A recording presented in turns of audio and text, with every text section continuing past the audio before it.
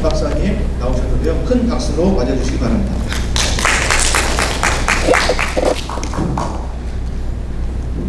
네, 소개받은 박일준입니다. 불러주셔서 감사하고요. 제가 준비한 게 이 주제에 딱 맞을런지 어쩔런지는 자신이 없지만 어쨌든 제가 가진 게 이거밖에 없으니까 이대로 진행을 하겠습니다. 제가 오늘 할 얘기는 그 존재적 연장 능력이라고 하는 개념에 대해서 이야기를 할 텐데요.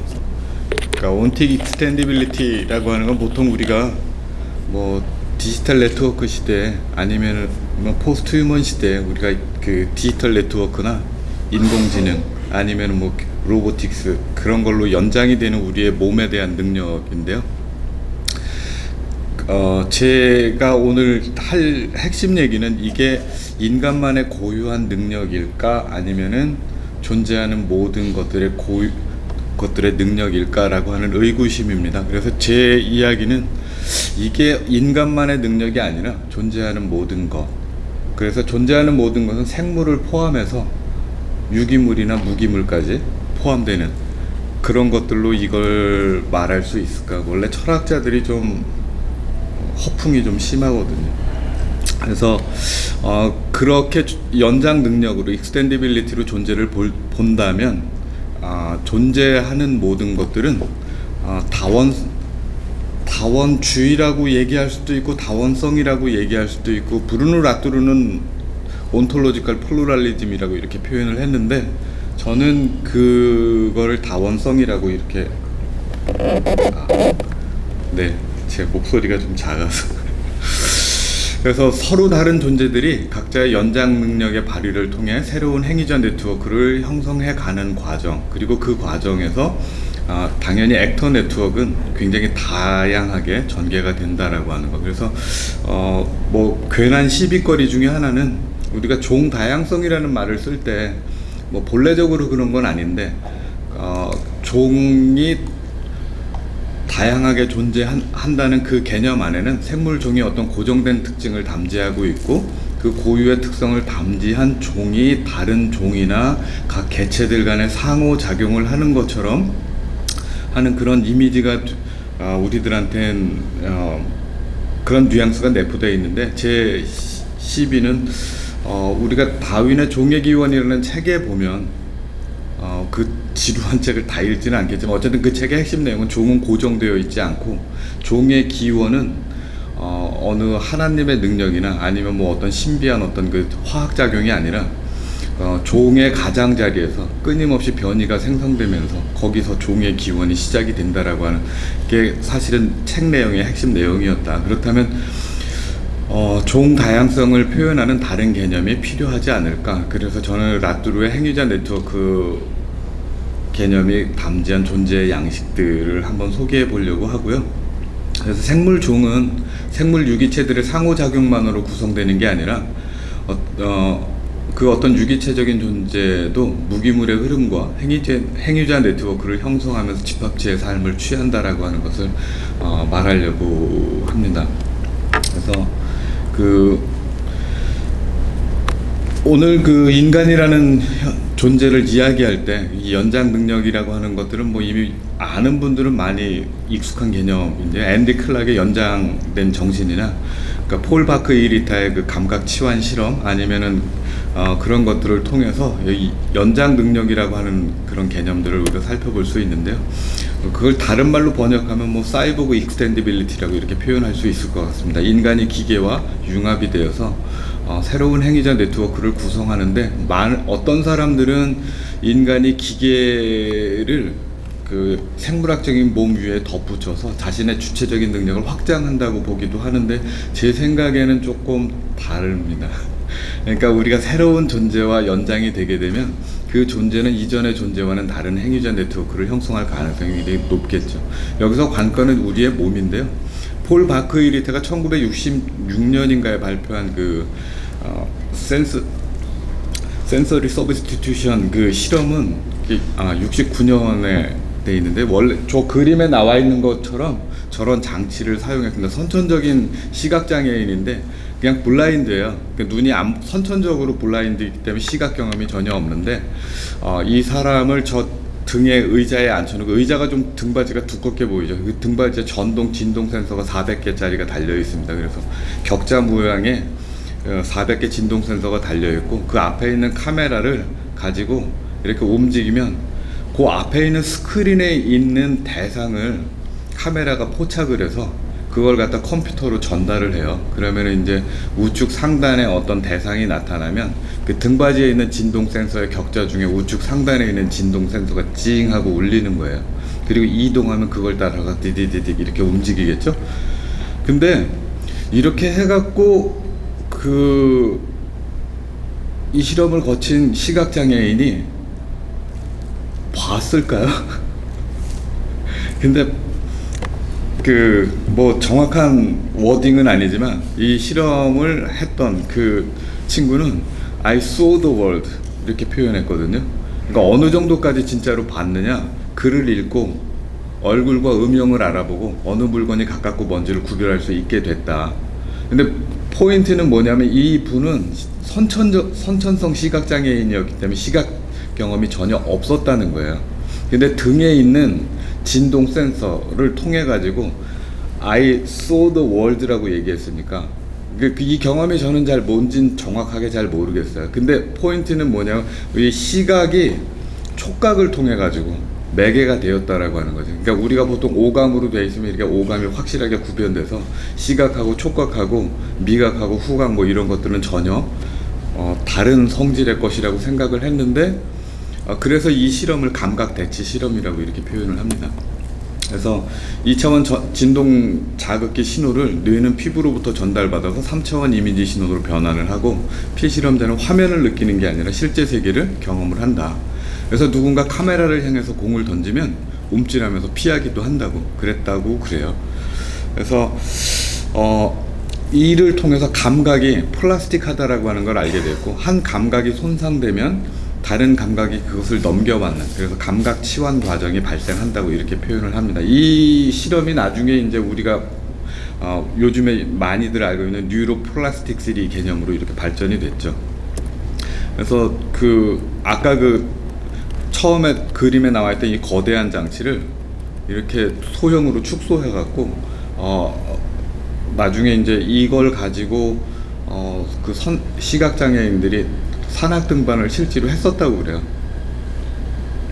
어떻게 했는지 전혀 잘 이해가 안 되는데 아무튼 갔대요. 그래서 산악 등반 했다니까 진짜로 보이는 것 같아요.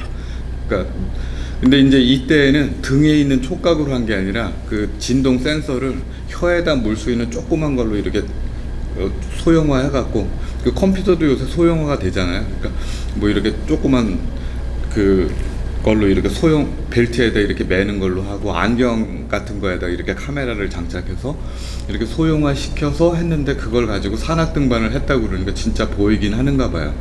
그러니까 촉각을 통해서 혹은 혀의 감각을 통해서 시각을 치환하는 그런 실험.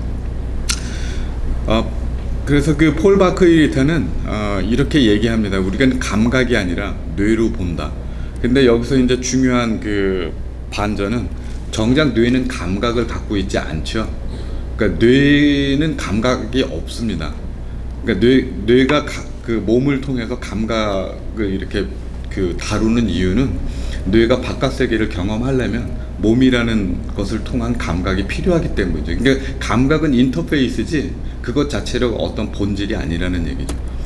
그래서 이런 개념을 연장을 해서 예를 들면 이제 맹인들이 사용하는, 그러니까 맹인이라는 표현을 요새는 잘 안 쓰는데 시각장애인 그러면 조금 오해가 있을 수도 있어요. 저도 시각장애인에 들어가잖아요. 안경을 쓰고 있으니까.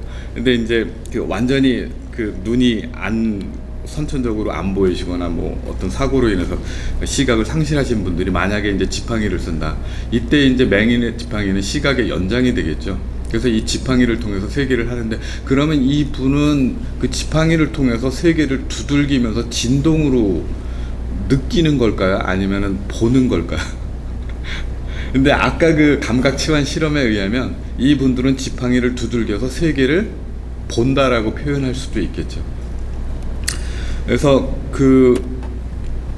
그걸 활용해서 이 지팡이에 진동 센서를 달아가지고 아니면 카메라나 그런 변환 장치를 달아서 이렇게 하는 그런 저기들도 있다고 그래요. 휠체어 장애인 김원영은 그래서 이렇게 표현을 합니다. 존재하는 모든 것은 연합한다. 연합의 존재론이라고 이렇게 표현하는데, 이분은 휠체어 장애인인데 이 휠체어 장애인인 이분이 말하는 게, 휠체어 장애인에게 휠체어는 뭐겠느냐, 신체의 일부죠. 보조 도구가 아니고 인공장치가 아니라. 그래서 그 라마찬드란이라고 하는 사람이 한 그 재밌는 실험인데, 가운데 그림에 보면 세팅을 아시겠죠? 그러니까 두 사람을 이렇게 앉혀놓고, 그러니까 뒤에 있는 사람이 앞에 있는 사람 코를 이렇게 두들기면 그 리듬에 맞춰서 옆에 있는 사람이 그 앞에 있는 사람 코를 두들기는 그 사람의 코를 이렇게 두들기면 한 2분 내지 3분 있으면 코가 갑자기 피노키오처럼 이렇게 쭉 늘어나는 경험을 하게 되거든요. 그래서 피노키오 일루전이라고 표현하는데 일루전이 아닐 수도 있어요. 혹은 이제 요것과 조금 응용해 갖고 라마찬드란의 그 실험에는 그 책상을 자기 손으로 이렇게 책상을 자기 손가락으로 이렇게 두들기고요. 손가락 하나를 밑에다 놓다가 그 옆에 있는 사람이 밑에 있는 손가락을 자기가 두들기는 손가락하고 리듬을 이렇게 맞춰서 오면 어느 순간 갑자기 이 책상이 내 손처럼 느껴집니다. 그러니까 한 50% 정도 되는 사람은 그걸 느껴요. 책상이 갑자기 내 손처럼 느껴져요. 그럴 때 옆에 있는 사람이 망치 갖고 책상을 확 두들기잖아요. 그럼 갑자기 아픈 것처럼 굉장히 화들짝 느껴지는 그런 감각이 있거든요. 포인트는, 감각이라고 하는 건 생물학적인 몸에 국한된 게 아니라 책상과 같은 인공장치나 그런 인공물에게로 익스텐드 될 수 있는 인터페이스라는 거예요. 그래서 그 앤디 클락은 이런 개념을 따라서 익스텐디드 마인드라고 하는 그런 개념을 이렇게 이야기를 하기도 했는데, 뭐 그래서 이제 익스텐디드 마인드 그 얘기를 할 때 그 알츠하이머 환자 이야기를, 그 가상의 알츠하이머 환자 이야기를 합니다. 그러니까 알츠하이머 환자가 만약에 자기가 알츠하이머 걸린 줄 알고 있고, 그래서 자기가 지금은 이 사람을 보고 알지만 조금 있으면 기억력이 없어서 이 사람을 만났다는 사실이나 뭐 어떤 할 일을 기억력을 상실했다는 걸 알 때, 자기가 이제 다음에 할 일을 갖다가 이제 노트북에다 적어놓고 냉장고 문 같은 데다 붙여놓겠죠. 그러면 이제 다음날 아침이나 나중에 자기가 냉장고에 써붙여 놓은 거, 뭐 예를 들면 오늘은 여기 소노캄에 와갖고 여기 왜 와서 뭐 발표에 참석을 한다, 뭐 이런 거 저기를 할 때 자기 그 써놓은 게 자기 기억은 안 나지만 자기 필체로 돼 있으니까. 그래서 그걸 보고 정상적인 생활을 따라가는 치매 환자나 알츠하이머 환자가 실제로 존재한다고 그래요. 그러니까 실제로 많이들 따라갈 수 있다고 그럽니다. 관건은 이제 자기가 그 증상을 인정하는 거죠. 그러니까 근데 여기서 이제 앤디 클락은 이렇게 묻습니다. 여기서 노트북의 역할은 뭐냐? 노트북의 역할은 말하자면 외장 두뇌인 거죠. 우리가 외장 하드 쓰듯이 생물학적인 두뇌가 더 이상 그 기억의 기능을 감당하지 못할 때 그걸 갖다 외장 두뇌로 활용해서. 그래서 그 앤디 클락은 그 익스텐디빌리티를 마인드라고 하는 것에 방점을 두고 이렇게 생각을 했는데, 뭐 어쨌든 요즘에 뭐 우리가 스마트폰 같은 경우 여러분들 전화번호 10개 못 외우시죠? 근데 장담하건대 여기 전화번호 10개 외우시는 분이 아마 없을 거예요. 왜냐하면 다 스마트폰에 있잖아요. 그러면 옛날에 뭐 공중전화 쓸 때 200개, 300개 외울 때보다 우리가 머리가 나빠진 걸까? 그건 아니죠. 다만 여기다 넣을 필요가 없기 때문에 외장 두뇌를 들고 다니는 것 뿐이잖아요. 그러니까 디지털 네트워크로 연결된 우리 시대, 강의실 들어가면 모든 사람들이 학생들이 노트북을 다 켜거든요. 그러니까 처음에는 제가 제 거를 듣고 강의를 이렇게 필기를 하려고 하는 줄 알았어요. 근데 최근이 아니라 안지 꽤 됐죠. 아, 이게 증상이구나. 요즘에는 어디 가든지 내가 랩탑이나 뭐 태블릿을 이렇게 앞에 놓고 이게 스위치를 딱 해갖고 온을 안 해놓으면 이게 작동을 하지 않아요. 그쵸? 이게 스마트폰 같은 거 막 이렇게 집에다 두고 오면 마치 뇌의 일부를 집에 두고 온 것 같잖아요. 그러니까 그게 말하자면 이제 우리가 갖고 있는 증상 중에 하나인데, 실제로 이제 이게 오래됐어요. 마샬 맥루하는 미디어의 이해라는 책에서 인간의 연장이라는 개념을 얘기할 때, 인간이라고 하는 게 그러니까 미디어나 어떤 그 디지털 네트워크나 이런 장치를 통해서 연장이 된다라고 하는 이런 표현을 이미 60년대에 쓰기도 했습니다. 그래서 근데 포인트는 이런 앤디 클락의 그 익스텐디빌리티 개념은 인간 두뇌의 고유한 역량으로만 간주했다라고 하는 거예요. 그래서 근데 만약에 이 사이보그 익스텐디빌리티가 온틱 익스텐디빌리티로부터 파생한 것이고, 그리고 만약에 비인간 존재자들이 이 연장 능력을 활용하는 그것으로부터 만약에 우리의 익스텐디드 마인드의 그런 역량이 나왔다면 어떨까? 그렇다면 새로운 개념이 필요하겠죠. 그래서 제 생각에는 액터 네트워크 개념을 라뚜루가 사용하는 방식이 아니라 조금 다른 방식으로 사용해 볼 수도 있겠다, 그런 생각을 좀 해봤습니다. 비인간 존재자들 중에 연결의 방식으로 존재하는 대표적인 것 중에 하나가 곰팡이균이에요. 곰팡이균이라고 부르기도 하고, 뭐 균류라고 부르기도 하고, 점균류라고 부르기도 하고, 아마 펑가이 그러면은 조금 익숙하지 않으실 텐데, 많은 분들에게 오히려 그게 더 익숙하실 거예요. 버섯은 다 좋아하시죠? 그러니까 이 곰팡이균이 이 버섯을 만들어냅니다. 그러니까 모든 곰팡이균이 버섯을 만들지는 않습니다. 그러나 버섯은 모두 다 곰팡이균류의 생식체입니다. 그래서 이 곰팡이균은 어떻게 존재하냐면 그냥 연결의 방식으로 존재해요. 그러니까 거기에 뭐 센트럴 너브 시스템이나 두뇌나 그런 거 존재하지 않고요. 그냥 하이퍼라고 그래갖고 균사가 이렇게 쭉 계속해서 자라나가고, 서로 다른 종의 곰팡이균을 만나도 서로 계속 연결되면서 이렇게 연결망을 구성하면서 네트워크처럼 살아가는데, 여러분들도 이 곰팡이균의 존재 때문에 살아가고 있습니다. 얼마나 남았죠, 저요? 1분이요? 빨리 끝내도록 하겠습니다. 곰팡이균 같은 경우에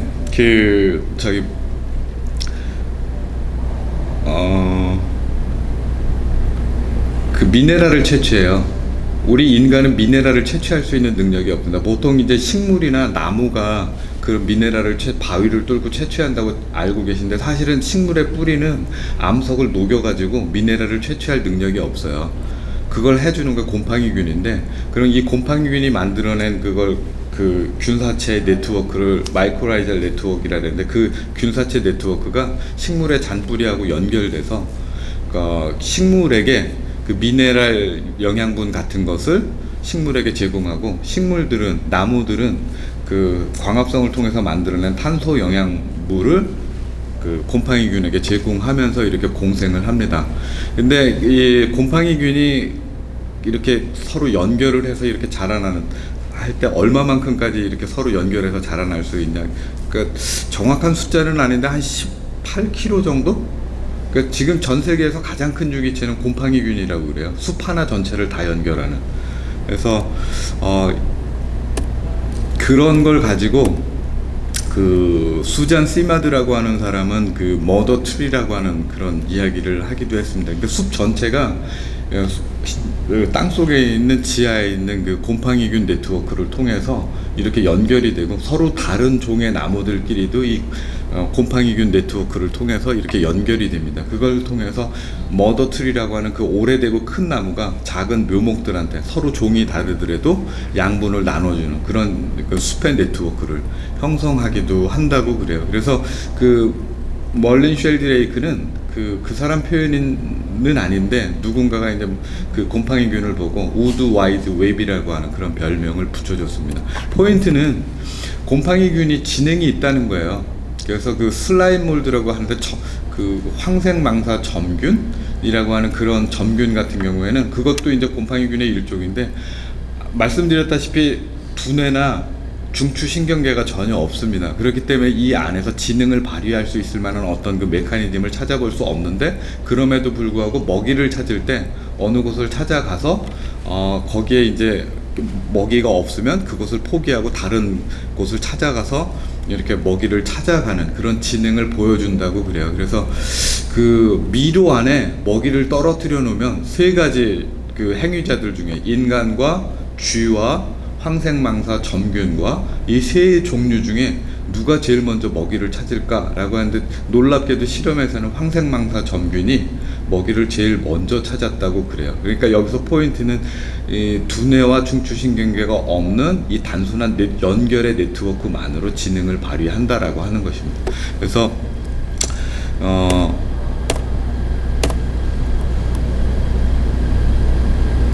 그 라뚜루는 거기에 이제 하나를 더해서 뭐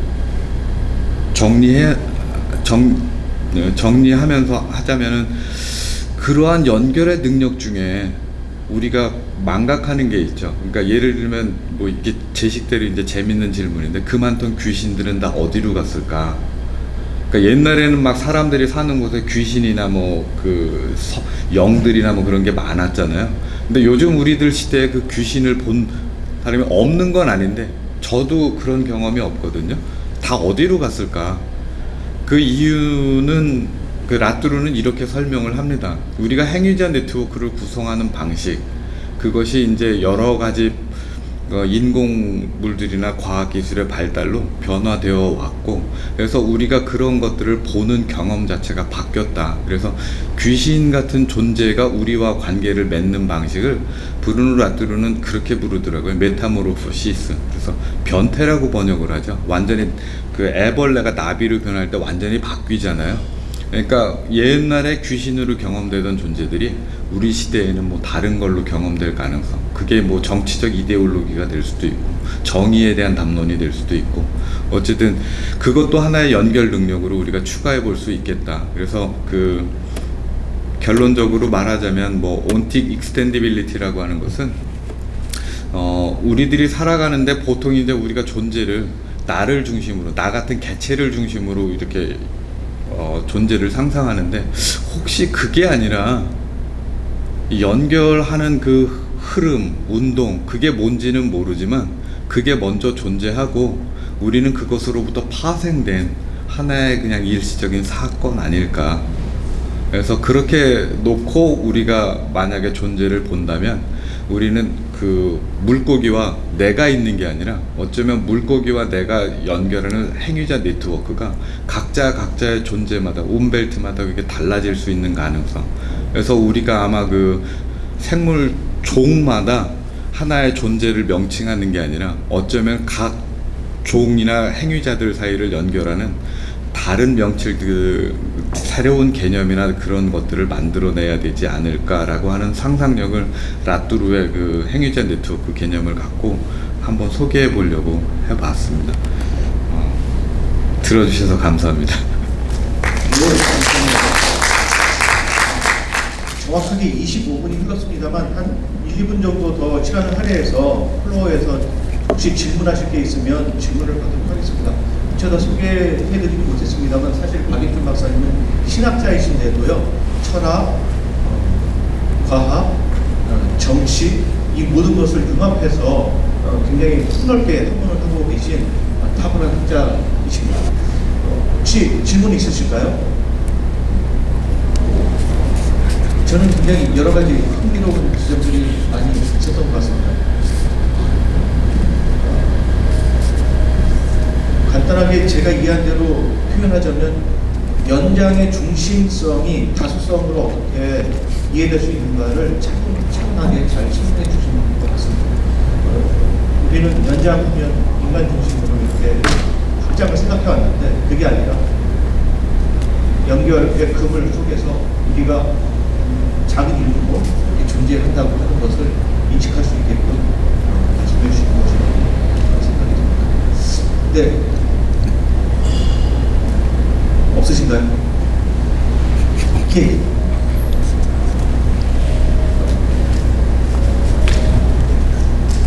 간단히 소개해 주시고 질문해 주시면 되겠습니다. 네, 기초연에서 근무하는 최종수라고 교수님 강연 잘 들었고요. 몇 가지 좀 인사이트가 저도 좀 느낌이 많은데, 그 생명에 대한 정의가 여러 가지로 해석을 하잖아요. 또 이렇게 계층적으로 네네. 창발성이 있다고 네. 그런 얘기를 들었는데 교수께서 말씀하신 네트워크가 생명 어떤 정의하는 데 있어서 하나의 창발성 중에 하나인지 좀 저는 요걸 못하긴 했는데 생명이라고 하는 우리가 이제 존재하면 지금까지는 생명이라는 개념을 우선시 두고 이렇게 했잖아요. 근데 사실은 모든 생명은 생명이 아닌 것들과 함께 그러니까 우리 몸을 구성하는 70%가 물이라고 그러는데 정작 그 물은 우리가 생명으로 규정할 수 없는 조금 다른 거잖아요. 그러니까 클라이밋 시스템도 마찬가지인 거예요.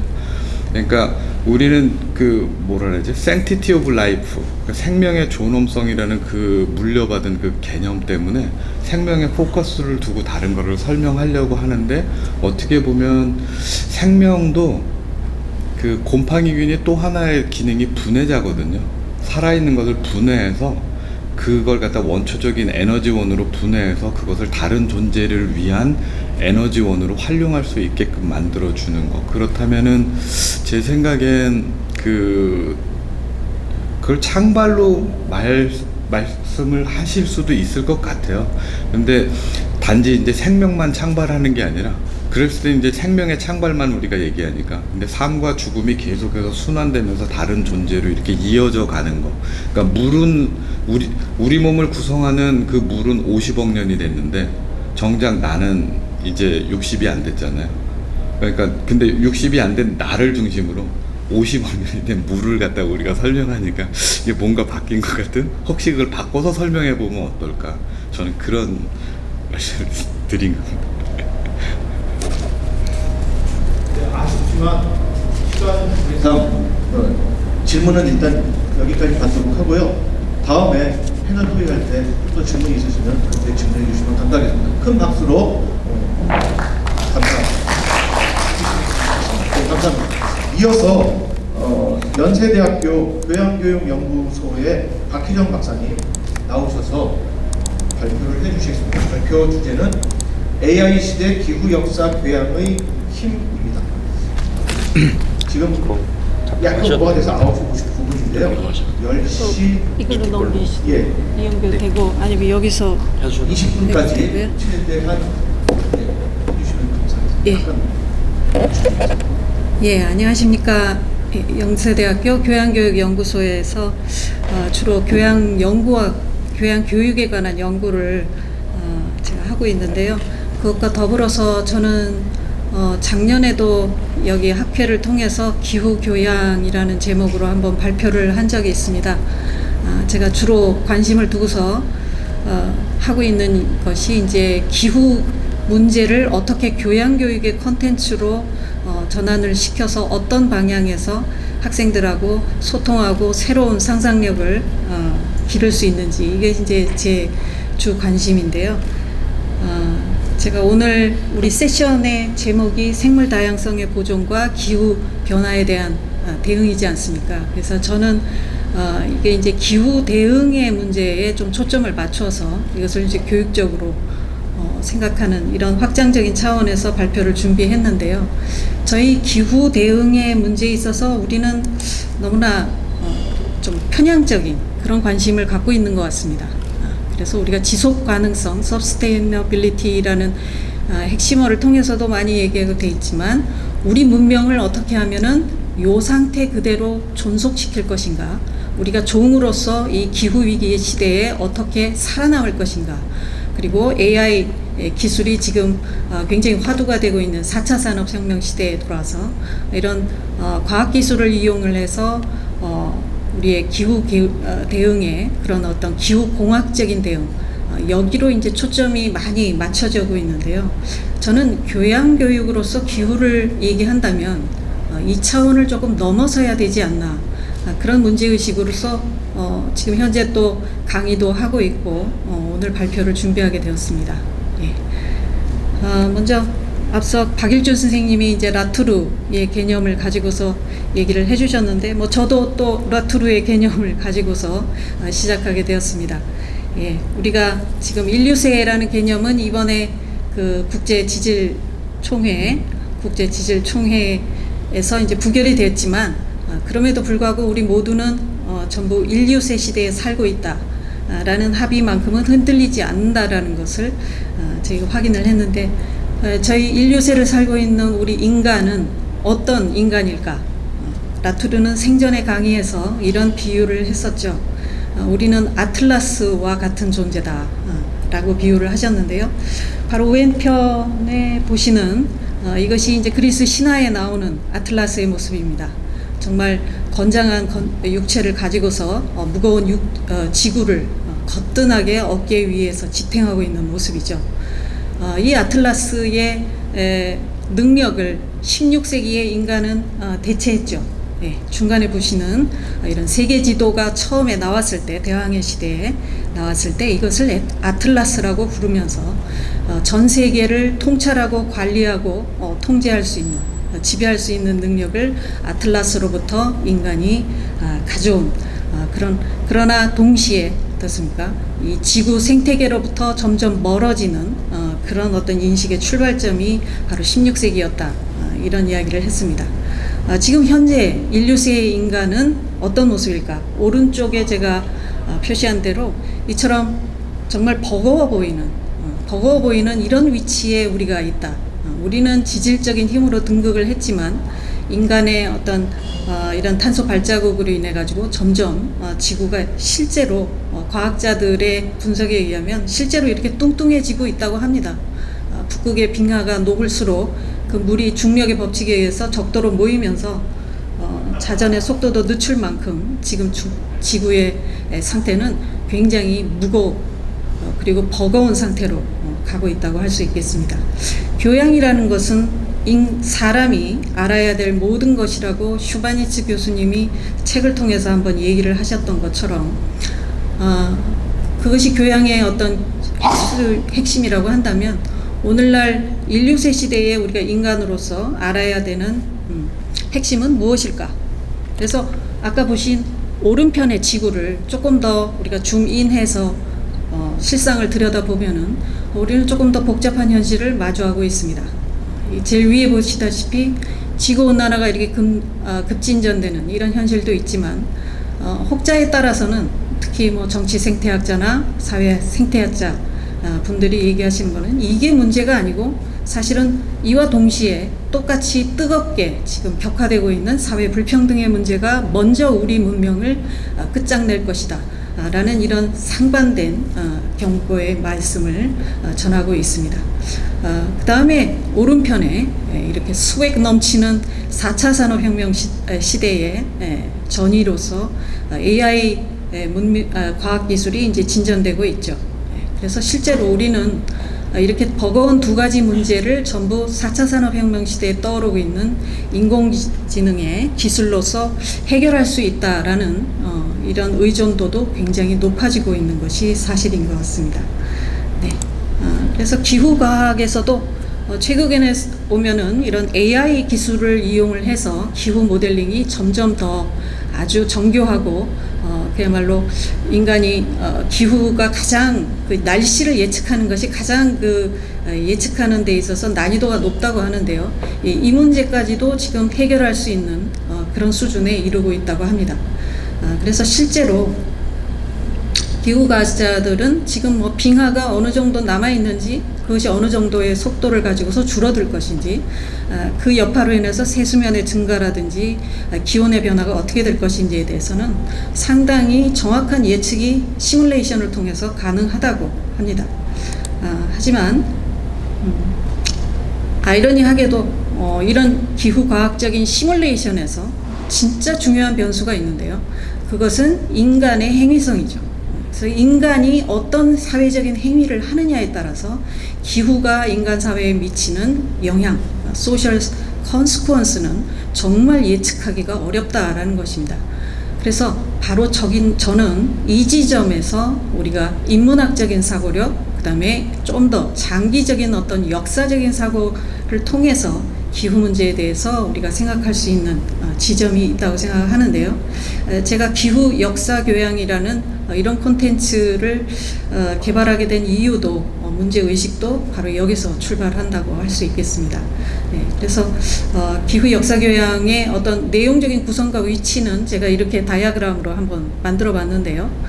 우리는 전부 지구 시스템이라고 하는 그러니까 우리 지구의 생명 활동을 관장하는 그 권역을 한 5개로 나눌 수가 있는데, 이것이 1980년대 이후로는 통합적으로 이해돼야 된다.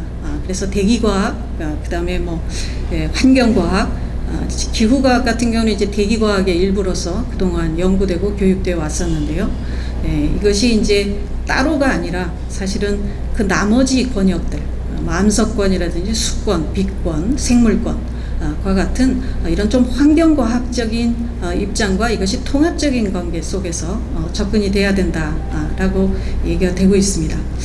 그래서 이것을 크게 두 축으로 우리가 지구 시스템 과학의 두 축으로 본다면 사실 이 두 가지 축만 가지고도 충분히 기후 문제를 얘기할 수 있지 않을까, 이렇게 생각하실 수도 있지만 저는 여기에 반드시 이런 사회적인 결과를 좀 더 우리가 관심을 갖는다면은 인문학적인 축이 추가가 돼야 된다라고 생각을 합니다.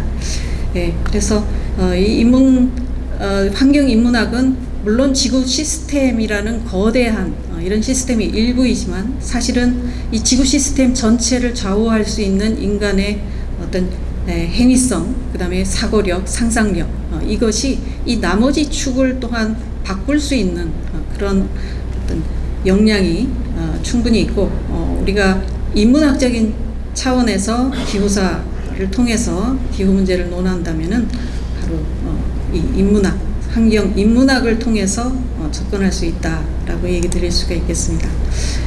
그래서 기후 역사 교양이라고 부른다면 여기서 근본적으로 축을 담당해야 되는 양대 지식으로서 첫째는 기후를 이해하는 것이 굉장히 중요하겠고요. 그 다음에 이제 궁극적인 목적은 바로 기후 행동을 위한 실천 지식을 함양하는 것이죠.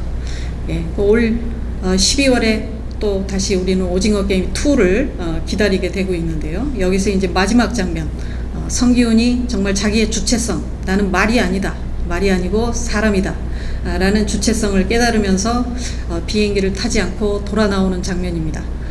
바로 인류세의 시대에 우리 역시 새로운 인간성, 새로운 인간적인 정체성, 이런 거대한 지구 시스템 속에서의 자기의 위치, 그리고 내가 무엇을 할 수 있는 것인가, 어떤 비전을 가져야 될 것인가, 이런 거를 우리가 생각해야 되는 시점이 아닌가, 그렇게 생각합니다. 그래서 제가 이번 학기에도 기후사를 교양 과목으로는 저는 개발할 수 있는 위치에 있지가 않기 때문에 전공 과목으로서 지금 진행을 하고 있는데요. 학생들과 함께 먼저 이 홀로세 전체의 기후변화 속에서 인류가 어떻게 기후와 함께 동행해 왔는지를 초장기적인 그런 시각에서부터 우리가 조망을 하고, 이것을 시야에 넣었을 때 우리는 과연 어떤 새로운 인식의 지평으로 나아갈 수 있는지를 학생들과 함께 실험을 하고 있습니다. 그래서 이거는 제가 아리조나 대학에서 그 대기과학과에서 쓰는 수업 자료를 찾아서 가져온 것인데요.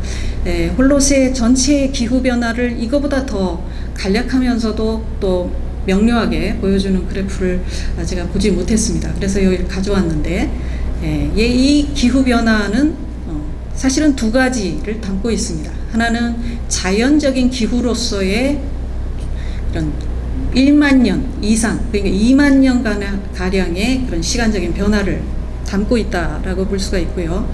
그 다음에 두 번째는 이 기후와 같이 움직여온 인류의 역사 또한 이 그래프에 동시에 담겨져 있습니다. 이 그래프에서 여러분은 이 2만 년 전부터 시작해서 이렇게 쭉 변해온 이 기온의 변화가 과연 인간에 의한 것인가, 아니면 자연적인 그냥 기후의 변화였는가, 이렇게 보실 때 조금은 더 방점이 이거는 자연현상이다라는 이런 느낌을 누구나 좀 가지실 수 있다고 생각을 합니다. 그래서 실제로 1999년에 그 유명한 하키스틱 그래프가 나왔을 때 사람들이 충격을 받았던 구간은 바로 이 구간이죠. 예, 그래서 이처럼 여기는 이제 1000년 정도를 시간축으로 삼고 있는데요. 1000년 동안 정말 자연적으로 봤을 때는 여기 거의 변화가 없는 이렇게 안정된 홀롯의 기후의 변화가 쭉 이어오다가 1950년, 우리가 대가속기라고 부르는 1950년대에서부터 이렇게 급발진하기 시작했다. 그래서 이 그래프가 갖고 있는 그런 경고성이 그 당시에 굉장히 충격적으로 받아들여졌습니다. 그래서 인간이 개입하면서 이 자연적인 기후의 그래프를 바꾸는 구간은 바로 여기다라는 것을 이 그래프가 웅변했던 것이죠. 그러나 실제로는 조금 도발적인 그 윌리엄 월디맨이라는 고기후학자가 도발적인 그런 태제를 발표를 해서 우리한테 기후의 변화에 대해서 새로운 인식의 길을 열어준 그런 연구 발표가 있는데요. 그것이 바로 조기 인류세 태제입니다. 이분에 의하면은 사실 여기서부터 그러니까 홀로세의 맥시멈이라는 구간이 있습니다. 이거는 오늘날 기온보다 한 2, 3도가 더 높았다고 추정하고 있는 구간입니다. 그러니까 지금으로부터 한 5000년 전부터. 근데 러디만이 얘기하는 것은 바로 이 구간에서부터는 사실은 자연적인 변화가 아니었다라는 이야기죠. 네, 그것은 이제 여러 차례의 간빙기를 쭉 분석을 해서 사실은 1만 년 전에 사실은 태양의 그런 일사량, 우리는 태양에 정말 절대적으로 의존하고 있는 이런 생태계 속에 살고 있는데요. 여기서 이제 고점을 찍은 다음에는 쭉 이렇게 내려가는 하강 그래프를 그리고 있다라는 것을 우리 앞에 지나갔던 4번의 간빙기를 통해서 이것을 분석하고 계산을 했습니다. 예, 그래서 이 일사량의 이런 장기적인 변화의 추이는 사실은 지구 궤도에 의한 그런 변화이기 때문에 여기에는 크게 변칙성이 개입할 구간이 없는 것이죠. 그래서 사실은 이렇게 파란 선으로 이렇게 일사량이 내려감으로 인해 가지고 그에 의해서 메탄양과 그다음에 이산화탄소, 그다음에 온도가 각각 이렇게 변했어야 되는 것인데 사실은 여기 BP 5000년, 그러니까 5000년 전경부터 인간이 무엇을 했느냐? 지구 전역에 걸쳐서 농경 문화가 확산이 되게 됩니다. 이때부터는 우리가 4대 문명권이라고 얘기하는 그 지역을 넘어서서 그야말로 전 지구적으로 숲을 없애고 개간을 시작한 보편적인 농경 문화의 시대가 여기서부터 시작되는 것이죠.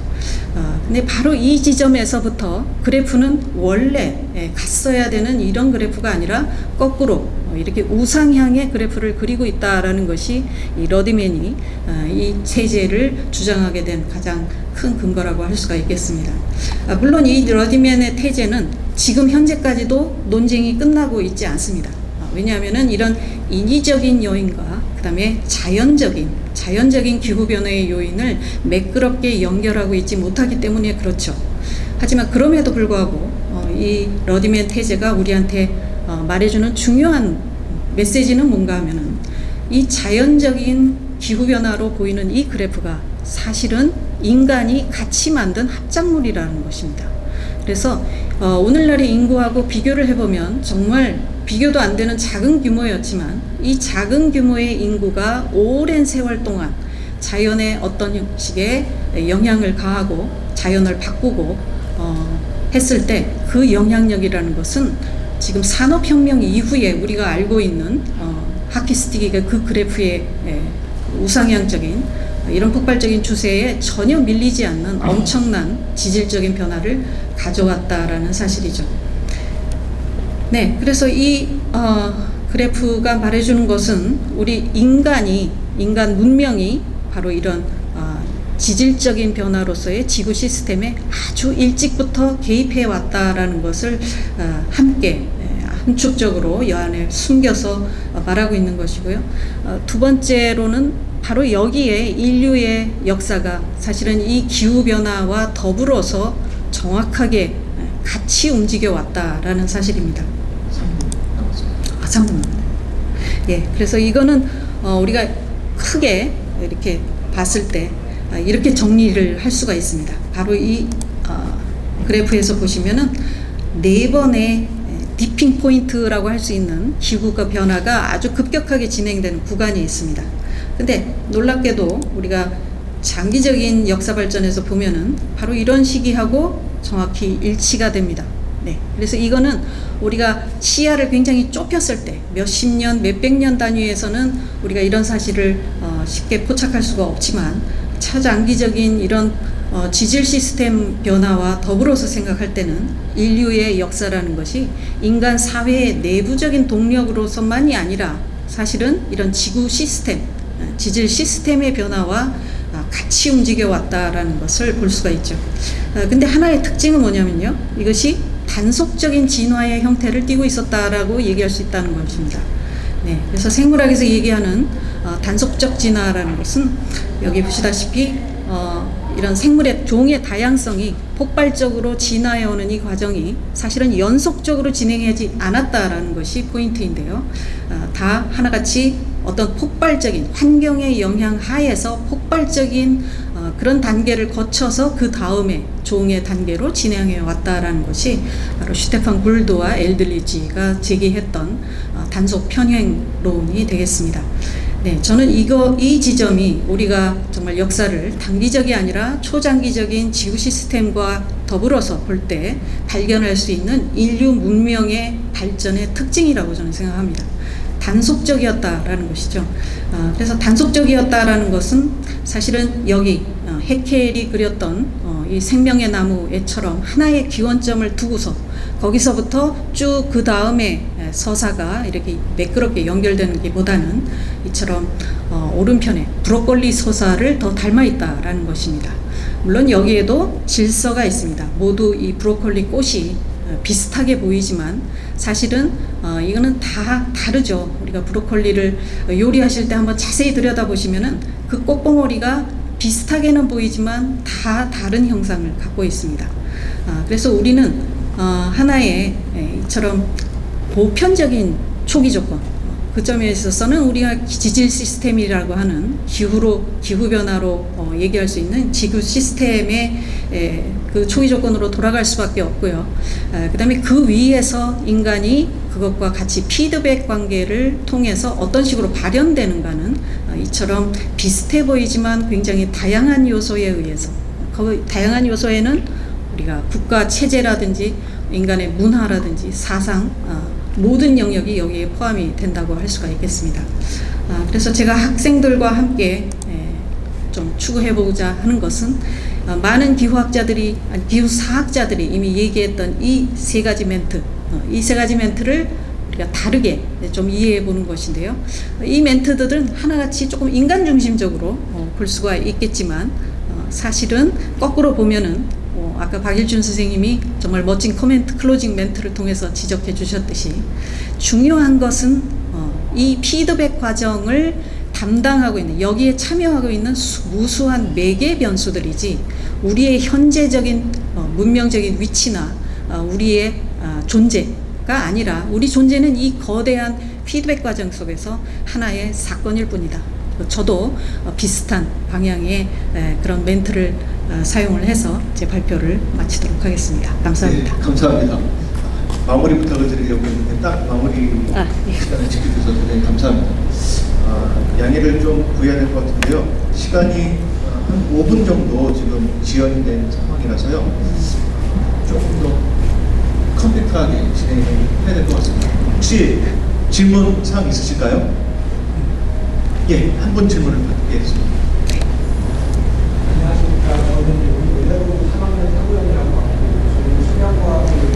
하면서도 예. 청소년 기후운동에 참여하고 있어서 박사님의 말씀이 와닿았습니다.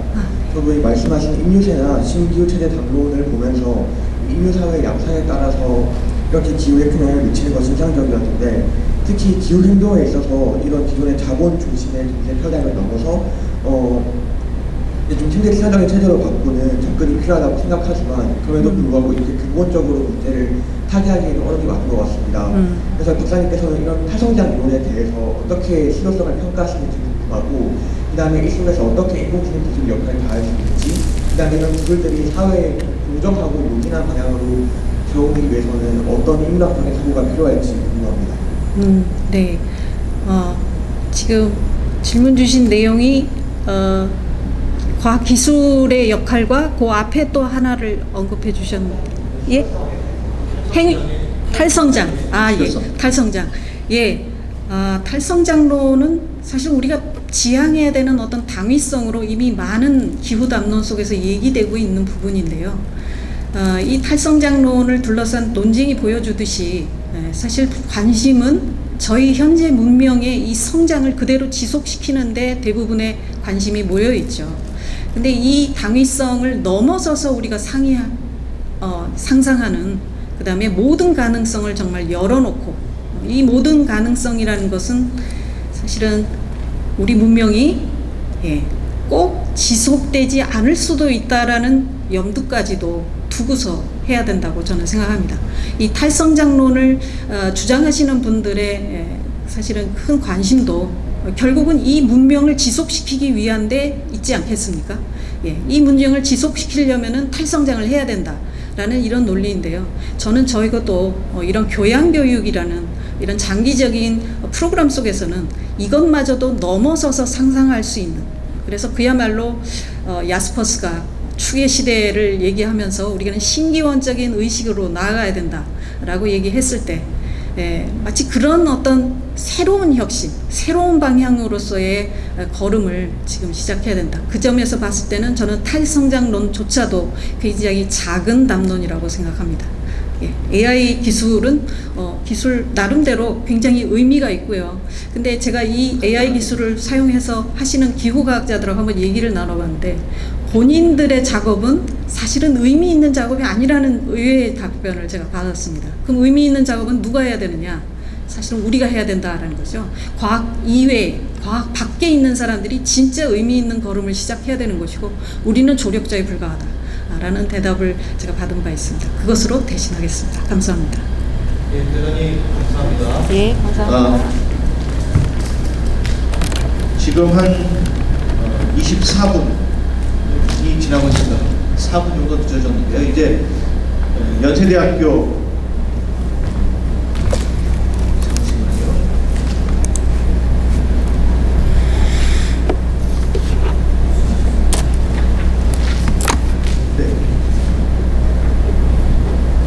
네, 준비가 됩니다. 이미 들어와 계시죠? 연세대학교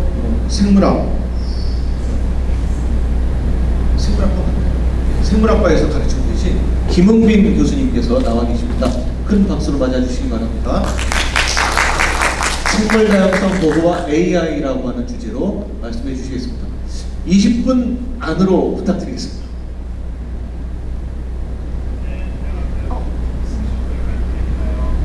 교수님 잠시만요. 잠시만요.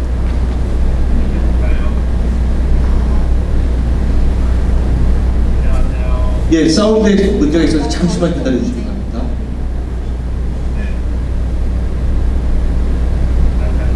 네. 다시 한번 말씀해 주시겠어요?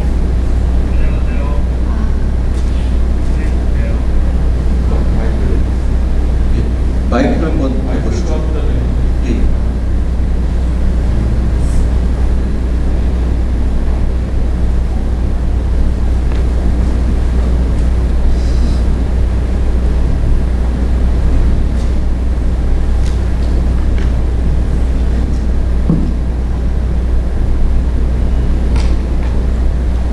교수님 한번 말씀해 봐 주시겠어요?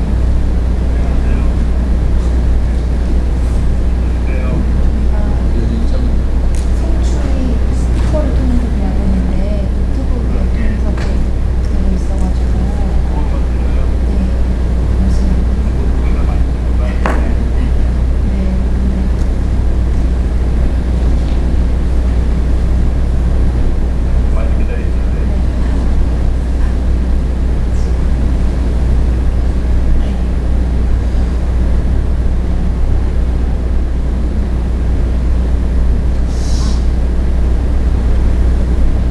한번 다시 말씀해 봐 주시겠어요?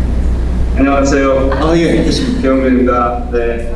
안녕하세요. 예, 일단 이게 제가 피치 못할 과정으로 직접 가지 못해서 너무나 죄송합니다.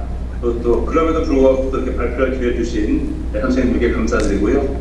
오늘 제가 말씀드릴 생물 다양성 보호와 AI 이 강연은 제가 그동안 학회 발표를 하면서 처음 해보는 겁니다. 제가 연구하지 않고 그냥 제가 문헌 조사를 해서 현황을 말씀드리고 그 현황과 이것이 어떻게 교양교육에 활용될 수 있을까 하는 그런 내용입니다. 따라서 내용이 깊지는 않고요. 제가 조사한 내용을 최대한 재미있게 전달해 보도록 하겠습니다.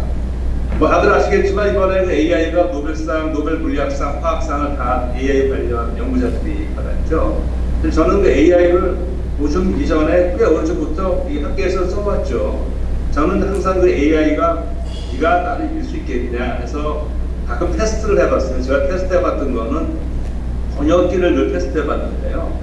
그러니까 2000년대 초반까지는 예를 들어 마이크로비얼 컬처 이렇게 넣으면 이 구글 번역기가 미생물 문화 이런 식으로 번역을 했어요. 근데 금방 그게 이제 미생물 배양으로 따라오더라고요. 그러다가 제가 좀 이거나 번역 하나 보자 해서 이런 번역을 넣어봤어요. 네. 어떤 번역을 넣냐면 배가 고파서 배로 먹고 배를 탔더니 배가 아파서 배를 잡고 배에서 내렸다. 이거 사실 한 2년 전까지 번역 못했습니다. 아주 엉뚱하게 하는데요. 이거 제가 지금 오늘 아침에 한 겁니다. 한 건데 보시면 하나 틀린 건 있어요. I ate a pear with my stomach. 예, 2배로 먹었다고 했는데 배로 먹었다고 했는데 이거를 제외하고는 다 정확하게 했고요. 심지어 뒤에다가 커멘트까지 달아놨어요. 여기서 배는 이런 의미로 쓰였다. 저는 이걸 보면서 아직 AI가 완벽하지는 않은데 굉장한 수준에 올라갔구나 하는 것을 단적으로 봤습니다. 이건 무슨 얘기냐? AI는 이제 우리 현실에 와 있는 것이고 이거는 우리가 어떻게 사용하느냐, 즉 우리가 주체적으로 어떻게 사용하느냐가 중요하겠다 하는 생각을 하게 되고요. 그래서 오늘은 이 AI와 관련돼서 AI를 생물 다양성 보존에 활용하는 현황을 좀 말씀드리도록 하겠습니다. 이것이 그 2022년 네이처 자매지죠. 여기 나온 논문입니다. 이 제목을 보시면 이 AI를 이용을 해서 바이오디버시티 프로텍션을 이제 촉진하겠다, 개선하겠다 그런 얘기인데요. 여기서 이제 캡틴이라는 그런 프로그램을 AI를 개발했어요. 캡틴은 뭐 보시는 것처럼 박스에 쓰는 것처럼 그 약자입니다. 그러니까 이게 AI를 강화학습을 켜가지고 어떤 지역이 있을 때 어떤 지역은 어떻게 보호해야겠느냐, 즉 자 대비 효과 이런 거를 쭉 해서 실질적으로 제한된 최소한의 예산으로 최대의 보호 효과를 낼 수 있는 이제 그런 프로그램을 개발한 것이죠. 이 논문을 보게 되면 기존의 다른 프로그램들하고 다른 AI와도 이제 비교를 했는데 이 프로그램의 장점은 이 AI의 장점은 현실성이라는 겁니다. 즉 지금 당장 쓸 수 있고 비용을 최소화하면서 좋은 정책을 만드는데 아이디어를 얻을 수 있다. 이제 그런 얘기를 이 연구진들이 하고 있거든요. 근데 이제 이게 2022년 논문이고요. 실제로 현재 지금 이미 이런 그 AI를 활용한 그런 웹 서비스들이 이어지고 있습니다. 이 주니버스라는 거는요, 세계에서 가장 큰 그 시민과학 프로젝트 플랫폼이거든요. 여기는 정말 모든 사람이 다 참여할 수 있어요. 여기에서는 과학의 정보를 다 하는데 특히 생물 다양성에 대해서 많은 연구들을 하는데요. 이렇게 진행하는 겁니다. 여기다가 핸드폰이든 모든 사람들이 자료를 업로드할 수 있고요. 거기에 올라간 것들을 또 모든 사람이 참여해서 분석할 수 있어요. 예를 들어서 제가 가장 좀 힘들 때가 어느 거냐면 어디 뭐 봄가을에 야외 나갔을 때 전공의 생물학과라고 이런 분들이 많아요. 이 나무가 뭐냐, 이 꽃이 뭐냐. 저 솔직히 모르거든요, 그거. 아마 그 자리에 계시는 장수철 교수님께서는 아실 텐데 저는 그때 그런데 이렇게 말합니다. 저는 전공이 미생물학이어서 식물은 잘 모릅니다. 근데 실제로 사실 그 사진이나 이미지를 보고 동식물을 구분하고 특징을 하는 거는 그 잘하는 분들도 물론 있죠. 물론 이 프로그램을 할 수 있고, 그래서 이 AI를 통해서 분석도 하는데 최종적인 판단 이런 건 결국 사람의 눈기 손길이 가야 되는데, 그런데 이제 모든 사람이 참여할 수 있다는 그런 장점이 있어서 대규모 데이터를 모았고 여러 사람들, 그러니까 학자뿐 아니고 이 제야의 전문가들이 다 참여해서 이 정보를 훨씬 더 고도화하는 거죠. 그리고 또 하나 플랫폼을 보여드리면, 이건 와일드북이라는 이 플랫폼인데요. 이것도 마찬가지예요. 여기도 이제 주로 카메라 캡 설치하고 아니면은 뭐 사진 찍은 것도 올리고 이렇게 한 다음에 이 똑같은 맥락입니다. 이걸 어떻게 이동을 하고 어떻게 변했고 뭐 이런 것들 추정하는 이런 플랫폼들은 이미 진행이 되고 있습니다. 그러니까 생각보다 굉장히 AI가 많이 이미 그 생물 다양성 보전에 활용되고 있고요. 그러고 이제 이런 질문을 하실 수가 있어요. 그러니까 여기 계신 분들은 당연히 생물 다양성의 중요성에 대해서 공감하시겠지만, 보통 이 대중 강연을 하다 보면은 이런 질문을 하시는 분들이 있습니다.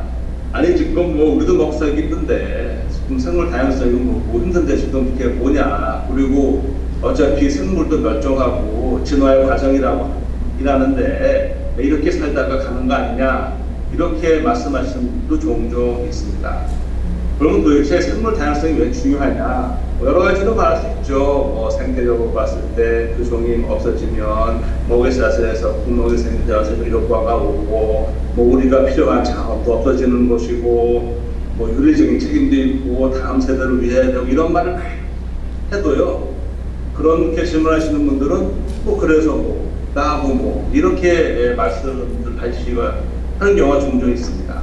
그래서 왜 생물 다양성이 중요하냐고 했을 때 뭔가 딱 각인될 수 있는 그런 아주 감동적인 인상적인 답을 줘야 될 것 같은데, 제가 생각하는 거는 이게 어떨까 싶어요. 예. 이게 지금 올해 나온 논문이거든요.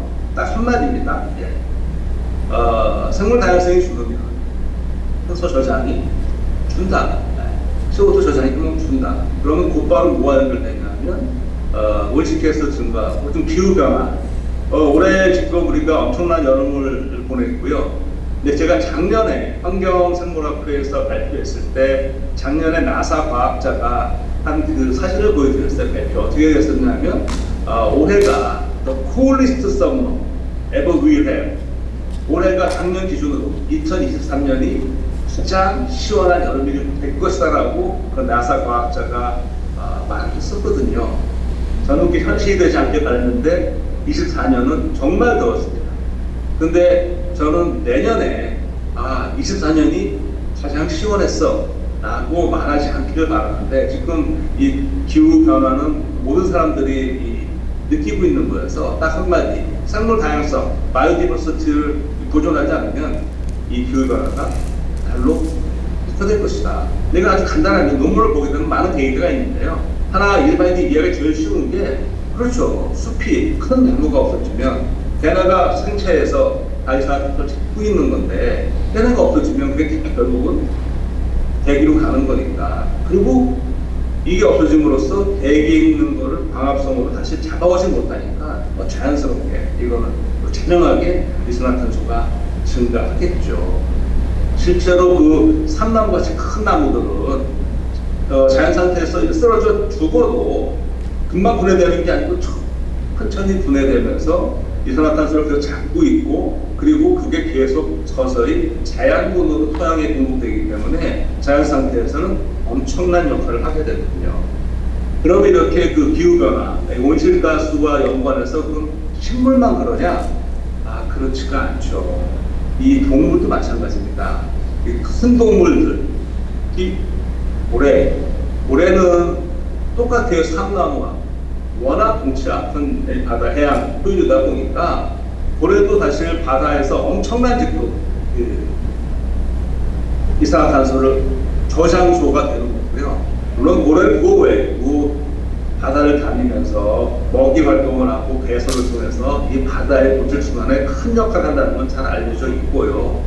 고래도 죽게 되면 가라앉게 되는데 바다에 죽게 되면 자연적으로 마찬가지의 나무와 큰 나무와 서서히 분해되면서 바다의 자연물을 공급하고 그리고 계속 그 이산화탄소의 그 저장소 역할을 하게 되는 것이죠. 그래서 일부 학자는 이런 얘기도 합니다. 우리가 20세기부터 했던 그 포경산업, 고래를 그렇게 많이 잡지 않았더라면 지금 지구 온난화가 이렇게 심해지지 않았을 수 있다라고 말하는 학자들도 있습니다. 근데 그거는 뭐 가정이니까 썼는데 상당히 일리 있는 말이라고 생각을 합니다. 그래서 이 고래 얘기를 하면 이거는 2012년인가요? 나왔던 영화 빅 미러클입니다. 근데 이 영화는 실화 배경이죠. 그게 그 알래스카의 그 원주민, 이누이트 원주민이 자기네가 겨울철에 이누이트들은 고래를 잡아야 되거든요. 식량이기 때문에. 그러니까 몇 마리씩 잡는데 고래를 잡으러 나갔는데 자기네가 잡는 북극 고래가 아니고 이 회색 고래를 발견한 거예요.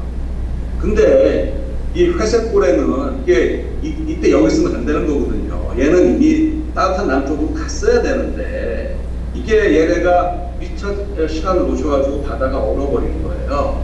그래서 작은 구멍으로 회색 고래 셋이 이렇게 숨을 쉬고 있는 걸 보고 얘네를 살리기 위해서 이걸 계속 이걸 풀어주고 그러는데 계속 이건 얼고 제일 중요한 거는 얘네를 결국 얼지 않은 바다로 몰고 가야 되는데 보낼 방법이 없잖아요.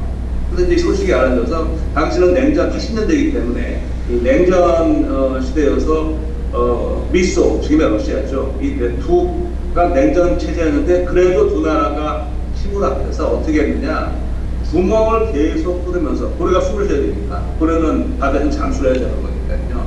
구멍을 뚫어주면서 얘를 이 공해상으로 유도를 하는데 어떻게 했느냐 결국 녹음한 소리를 들려주는 거예요. 고래의 소리. 고래의 소리를 들려주면서 성공적으로 얘네들을 이제 보냈습니다. 그래서 이게 이제 빅 미러클이라는 영화화가 됐죠.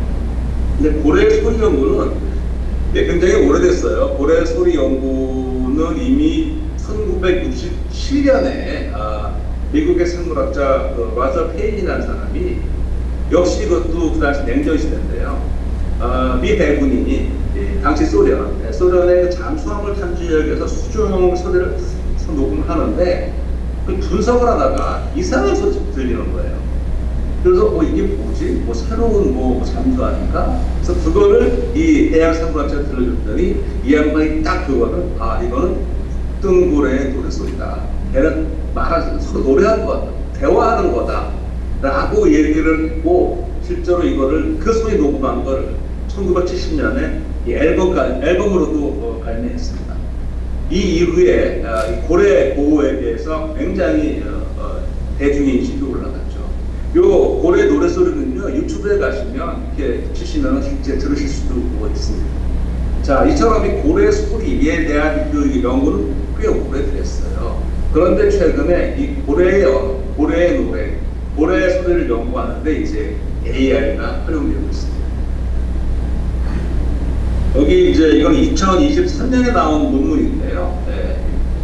제목을 보시면 알겠지만 이 노래를 녹음을 해서 혹등고래한테 녹음한 소리를 들려주는 거예요. 그러고서는 이제 반응을 보는 겁니다. 이거 굉장히 큰 연구죠. 바다에 나가서 수중 스피커를 집어넣고 그리고 고래가 어떻게 반응하나를 위에서 드론으로 찍는 팀이 있고요. 소리를 녹음하는 팀이 있고요. 실제 수중에 들어가서 또 촬영하는 팀도 있고요. 굉장히 많은 연구진이 가서 이제 연구를 합니다. 그래서 이제 이거를 했는데, 연구를 다 마치고 이제 와서 전체 데이터를 통합해야 되지 않겠습니까? 소리, 영상 찍은 거, 수준에 찍은 거 통합하다 보니까 어떤 게 발견됐느냐? 고래 한 마리가 다 통합하고 봤더니 각자 이 데이터를 수집할 때 몰랐는데 통합해놓고 봤더니 고래 한 마리가 정확하게 녹음해서 들려주는 소리의 반응을 보였다는 거죠. 그러니까 마치 말한 거에 소리를 내서 얘가 딱 무슨 소리를 들려주면 이 고래가 소리를 내고 근데 그거를 높여서 봤더니 이거는 거의 대화를 주고받는 수준이다. 대화를 했다. 그래서 이게 최초로 고래와 대화를 나눈 이제 기록이었거든요. 2020년 논문이. 그래서 그 이후로 고래가 이런 언어를 갖고 있다는 건 그전부터 알고 있었지만 얘네와 대화가 저는 했는데 하는 생각을 하게 됐고요. 이제 2023년에 나온 논문을 보게 되면 실제로 이거는 이제 샹유고래에서 고래가 이 보시는 것처럼 이게 컨텍스추얼 이 맥락이 있는 언어를 가지고 있다는 거예요. 그러니까 실제 돌고래 같은 경우는 약간 휘파람 소리 비슷하게 소통을 하고 샹유고래는 이렇게 딸깍거리는 소리로 소통을 하는데 이 딸깍딸깍을 우리가 이 모스고 치는 것처럼 딸깍딸깍, 딸깍딸깍 아니면 딸깍딸깍딸깍 이렇게 모스고 치는 것처럼 세트를 이렇게 내는데 연구진들은 그런 세트 하나하나를 코다라고 합니다. 그러니까 그 코다가 되면 그 의미가 생기는 거죠. 모스고 같아요. 그래서 이런 걸 쭉 하는데 녹음을 해보니까 현재까지 전 세계적으로 약 150여 가지의 코다가 확인되었대요. 그러니까 흥미로운 거는 이 코다가 얘네도 약간 사투리라고 그럴까요? 자기네 언어가 있는지 카리브 해안과 좀 다르대요. 코다가 서로 사용하는. 어쨌든 이 코다가 계속 발견이 되고 있는데 이 코다 분석에 이런 겁니다. 보시면 이 분석을 할 때 이 분석하는데 이제 AI가 동원이 되는 것이죠. 그러니까 이걸 다 일일이 녹음한 수많은 코다, 전 세계적으로 코다가 들어오는데 이거를 분석을 할 때는 이제 AI를 동원해서 분석을 하게 되고 이 데이터가 나오게 되는데 분석을 하다 보니까 이게 정말 놀라운 것이 얘네가 이 모르스코드처럼 코다만 있는 게 아니고 코다 앞뒤에 응시금을 같은 거를 붙인대요. 그러니까 장수김이라는 분은 원래 음악에서 이 변주를 주는 이제 그런 거잖아요. 우리가 언어로 하면 왜 똑같은 말을 해도 왔어? 뭐 이렇게 달리하면은 의미가 달라지는 것처럼 이 고래들이 코다에 더해서 장시음까지 넣고 템포도 변화를 주고 이제 그러한 결과들이 이 AI 분석을 통해서 밝혀졌다는 게 이 논문의 주요 내용입니다. 여기서는 일단 어떤 얘기를 하냐면 그러면 고래와 대화가 가능해진다. 즉 고래와 대화를 해서 뭐 고래한테 어떤 의사를 묻고 그걸 떠나서 고래의 그 이동 경로라든지 애 상태를 파악하는 데 도움이 될 수 있고 특히 이제 고래를 보존하는데 고래를 어떻게 우리가 유도해야 될지 그런 거를 할 때 이 데이터를 활용을 하면 충분히 이 고래 보존하는데 크게 기여할 수 있다. 이제 그런 얘기를 하고 있습니다. 굉장히 놀라운 발전을 생각합니다. 이것이 처음에 제가 봤을 때는 저는 전문가는 아닙니다만은 고래가 소리를 낸다는 걸 녹음을 해서 들려주는 그런 차원을 넘어서서 이제 고래가 내는 소리가 어떤 의미인지를 파악할 수 있는 그런 경지에 올라가고 조금 더 나아가면 이런 데이터가 모이면 고래와 사람이 기본적인 의사소통을 할 수도 있지 않겠는가 그런 시작을 보지 않겠는가 이제 그런 생각을 하게 됩니다. 자, 여기 지금 마지막 슬라이드인데요. 마지막 슬라이드를 보게 되면 이건 자연보호연맹하고 유엔 생물다양성 협약에서 그리고 그 외 기타 이제 국제단체들에 모여서 하는 캠페인인데요. 2030년까지 보는 것처럼 이 생물 다양성을 보존하기 위해서 해야 될 활동들을 얘기하고 있습니다. 우리가 이제 교양교육에서 학생들에게 어떤 이 생물 다양성의 중요성, 그다음에 생물 다양성 보호를 해서 우리가 해야 될 역할 이런 거를 전달할 필요가 있는데 이게 전문가가 해야 될 부분이 있고 모든 사람이 참여해야 될 부분이 있죠. 아까 앞에서 말씀드렸던 뭐 주니버스나 와일드북 같은 그런 교육에 참여하는 수도 있겠지만 그보다 사실 제가 생각했을 때 우리가 모든 사람이 할 수 있는 것은 바로 우리 생활에서 생물 다양성 보호에 참여할 수 있다는 점을 교양교육을 통해서 여러 사람한테 알려주는 게 중요하다고 생각을 합니다.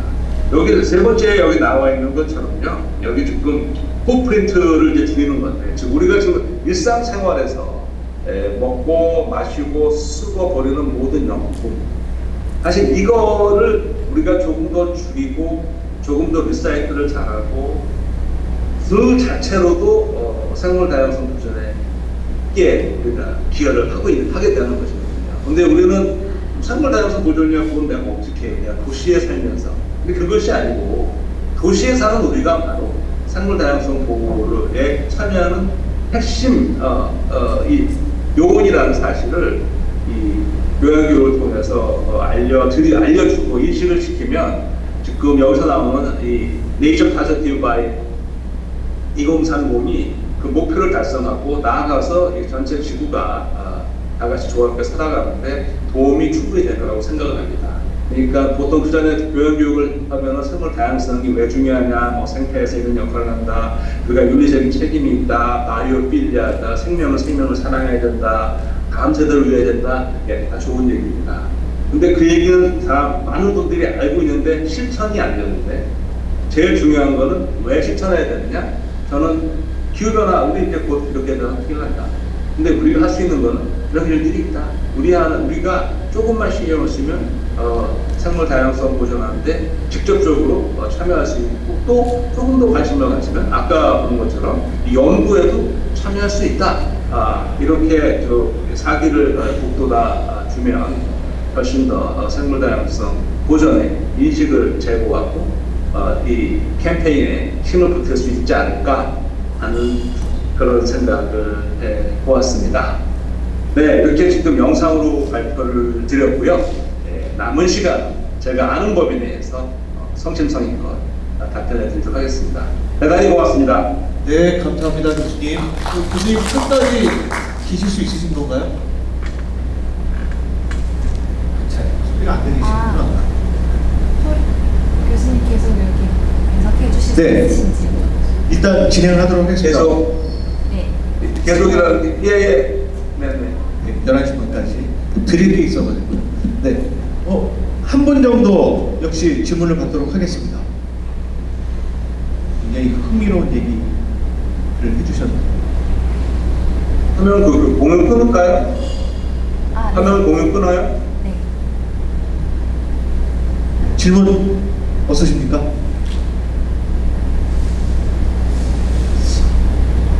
저는 몇 가지 질문이 있습니다만 하지 않겠습니다.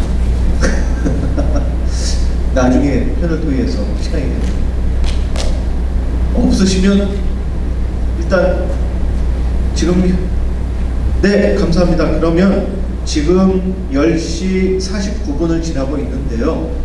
이어서 네 번째 강연을 들어보도록 하겠습니다. 역시 연세대학교 학부대학에서 가르치고 계신데요. 이번 분은 컴퓨터공학 쪽 교수님이십니다. 컴퓨터공학을 가르치고 계신 수mon의성 교수님께서 비전공자를 위한 AI 수업에서의 환경 문제 해결 프로젝트 사례라고 하는 주제로 발표를 해 주시겠습니다. 큰 박수로 맞이해 주시기 바랍니다.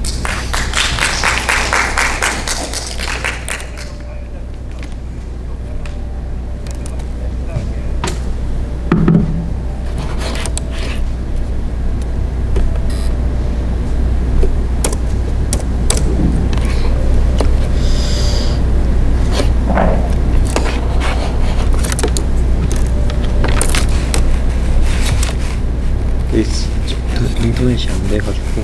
인터넷이 아니 지금 연결이 여기가 안 돼 있어서 혹시나 와이파이라고. 아까 저 중도 와이파이로 한 걸로 알고 있어서. 네.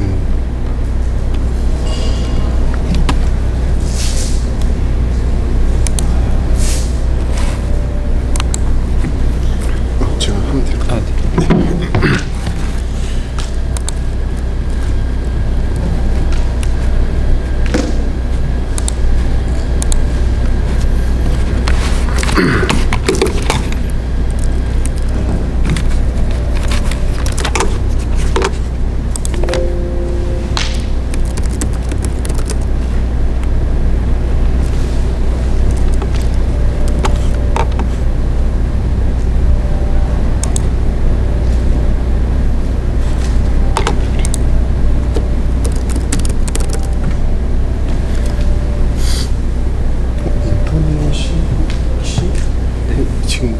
켜져 있는 건가요?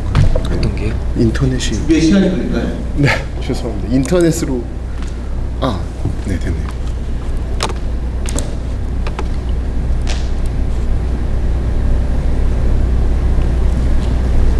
진행이 좀 매끄럽지 못한 점 양해를 부탁드립니다. 미리 저희가 좀 체크하고 준비해서 해야 되는데요.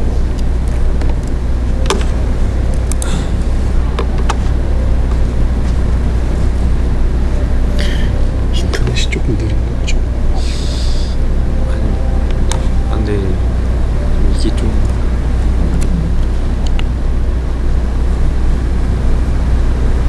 죄송합니다.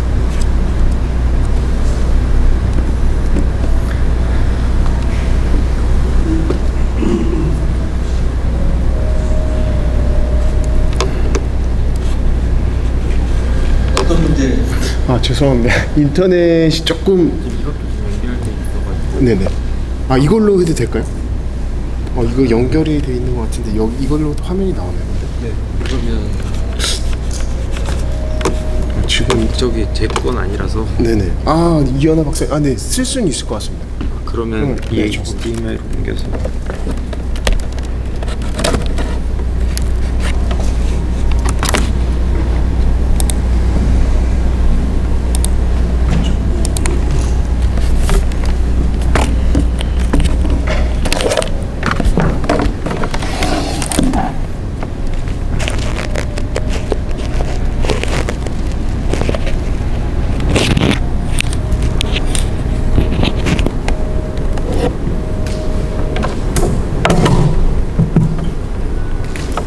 이쪽으로 그러면 네.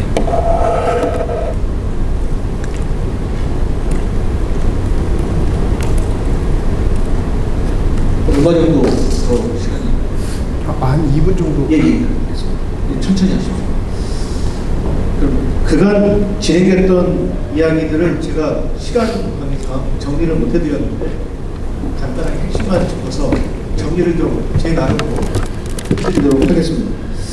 첫 번째 박일준 박사님 논의에서 핵심적인 건 전 그건 것 같습니다. 우리가 여태까지 생각했던 게 연장적 존재론이라고 하는 접근이 주로 흔했었는데 존재적 연장이라고 하는 말로 전환을 함으로써 인간 중심적인 존재 자체가 연장이다라고 하는 말이 아니라 연장이 존재의 핵심이다라고 하는 말로 완전 전환, 생각을 아예 아이디어를 전환시켜 주신 거거든요. 근데 이게 굉장히 소중한 접근이라는 생각이 들고요. 두 번째 박기정 박사님 경우는 기후 환경이라고 하는 영역에 역사라고 하는 것을 영역을 새로 위치시켜서 그것을 어떻게 교양학의 관점에서 접근해 볼 수 있는가를 그 역사 교양이라고 하는 구체적인 영역을 만드셔서 그것을 어떻게 접근할 수 있는가를 시연해 보여주셨다고 하는 점에서 의미가 있다고 할 수 있겠고요. 세 번째는 사실 그 유엔에서 기후변화 협약과 더불어서 생물다양성 생각이 크게 생태적인 문제를 다루는 데서 크게 큰 주거리 두 가지의 협약이었는데 생물다양성과 기후변화의 관계를 민첩하게 말씀해 주셨을 뿐만 아니라 이것이 어떻게 이제 준비가 다 되셨군요. 네, 마무리하겠습니다. 어떻게 이것이 AI 활용을 통해서 적극적으로 지향될 수 있는가를 설명해 주셨다는 점에서 의미가 있었다고 하겠습니다. 예, 다시 한번 손희성 교수님 많이 당황하셨을 걸로 생각이 됩니다. 다시 한번 격려 박수 부탁드립니다. 네, 안녕하십니까. 연세대학교 학부대학의 손의성입니다. 이렇게 불편을 끼쳐드려서 너무 죄송합니다. 제 발표는 사실 좀 간단하고 좀 가벼운 내용이긴 한데요. 네, 부담 없이 들어주시면 감사하겠습니다. 그래서 앞전에 김웅빈 교수님께서도 말씀을 해주셨는데 우리가 환경 문제를 해결하는 데 있어서 중요한 것이 이제 많은 대중들에 의한 그런 관심과 그런 노력들이 필요하다라는 그런 차원에서 이제 교양 교육을 하고 있는 저의 입장에서도 이제 수업 시간에 그와 같이 환경 문제와 관련된 그런 프로젝트를 진행을 하면서 좀 배운 것들, 그런 것들을 사례들을 간단하게 나누도록 하겠습니다.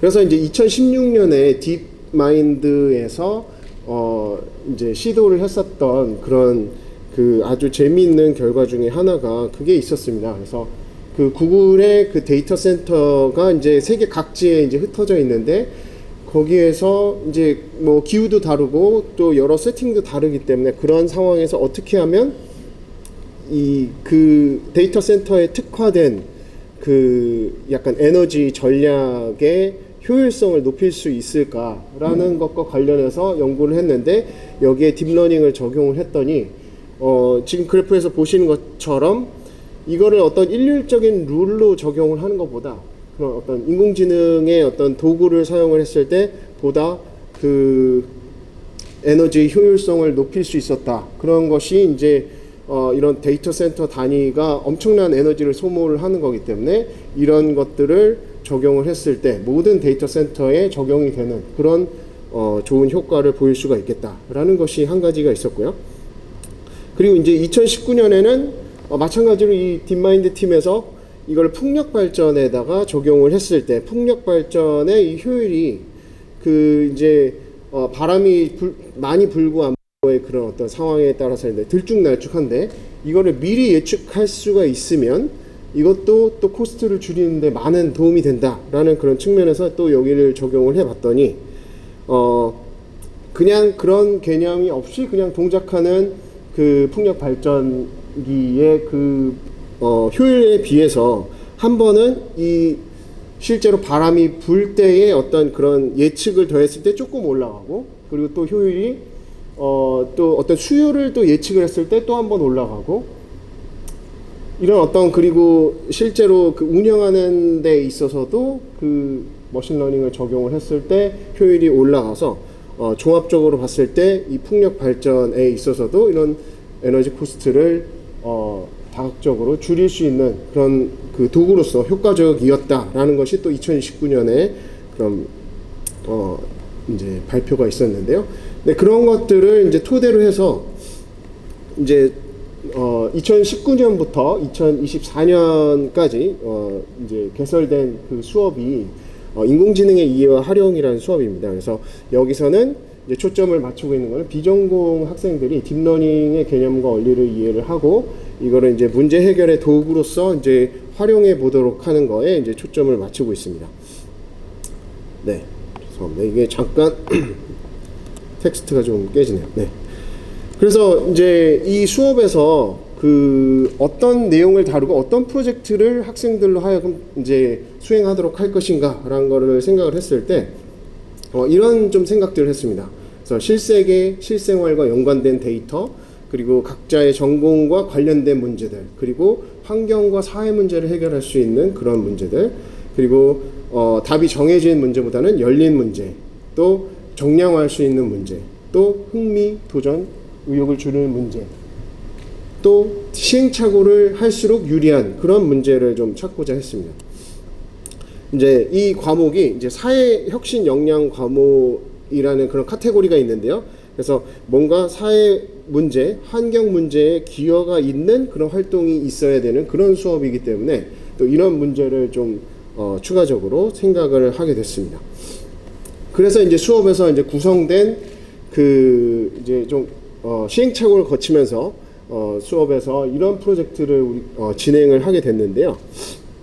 그래서 중간 프로젝트로는 케글 이미지 분류를 다루고 기말 프로젝트에서는 강화학습, 그리고 자율주제, 그리고 환경사회 문제 해결 주제, 그리고 마지막으로는 AWS 딥레이서라는 그런 어떤 자율주행 관련 그런 프로젝트를 선택적으로 구성할 수 있도록 했습니다. 그래서 이 프로젝트들이 이제 제가 좀 전에 말씀드린 그런 그 질문의 그런 일환으로 이렇게 진행이 됐고요.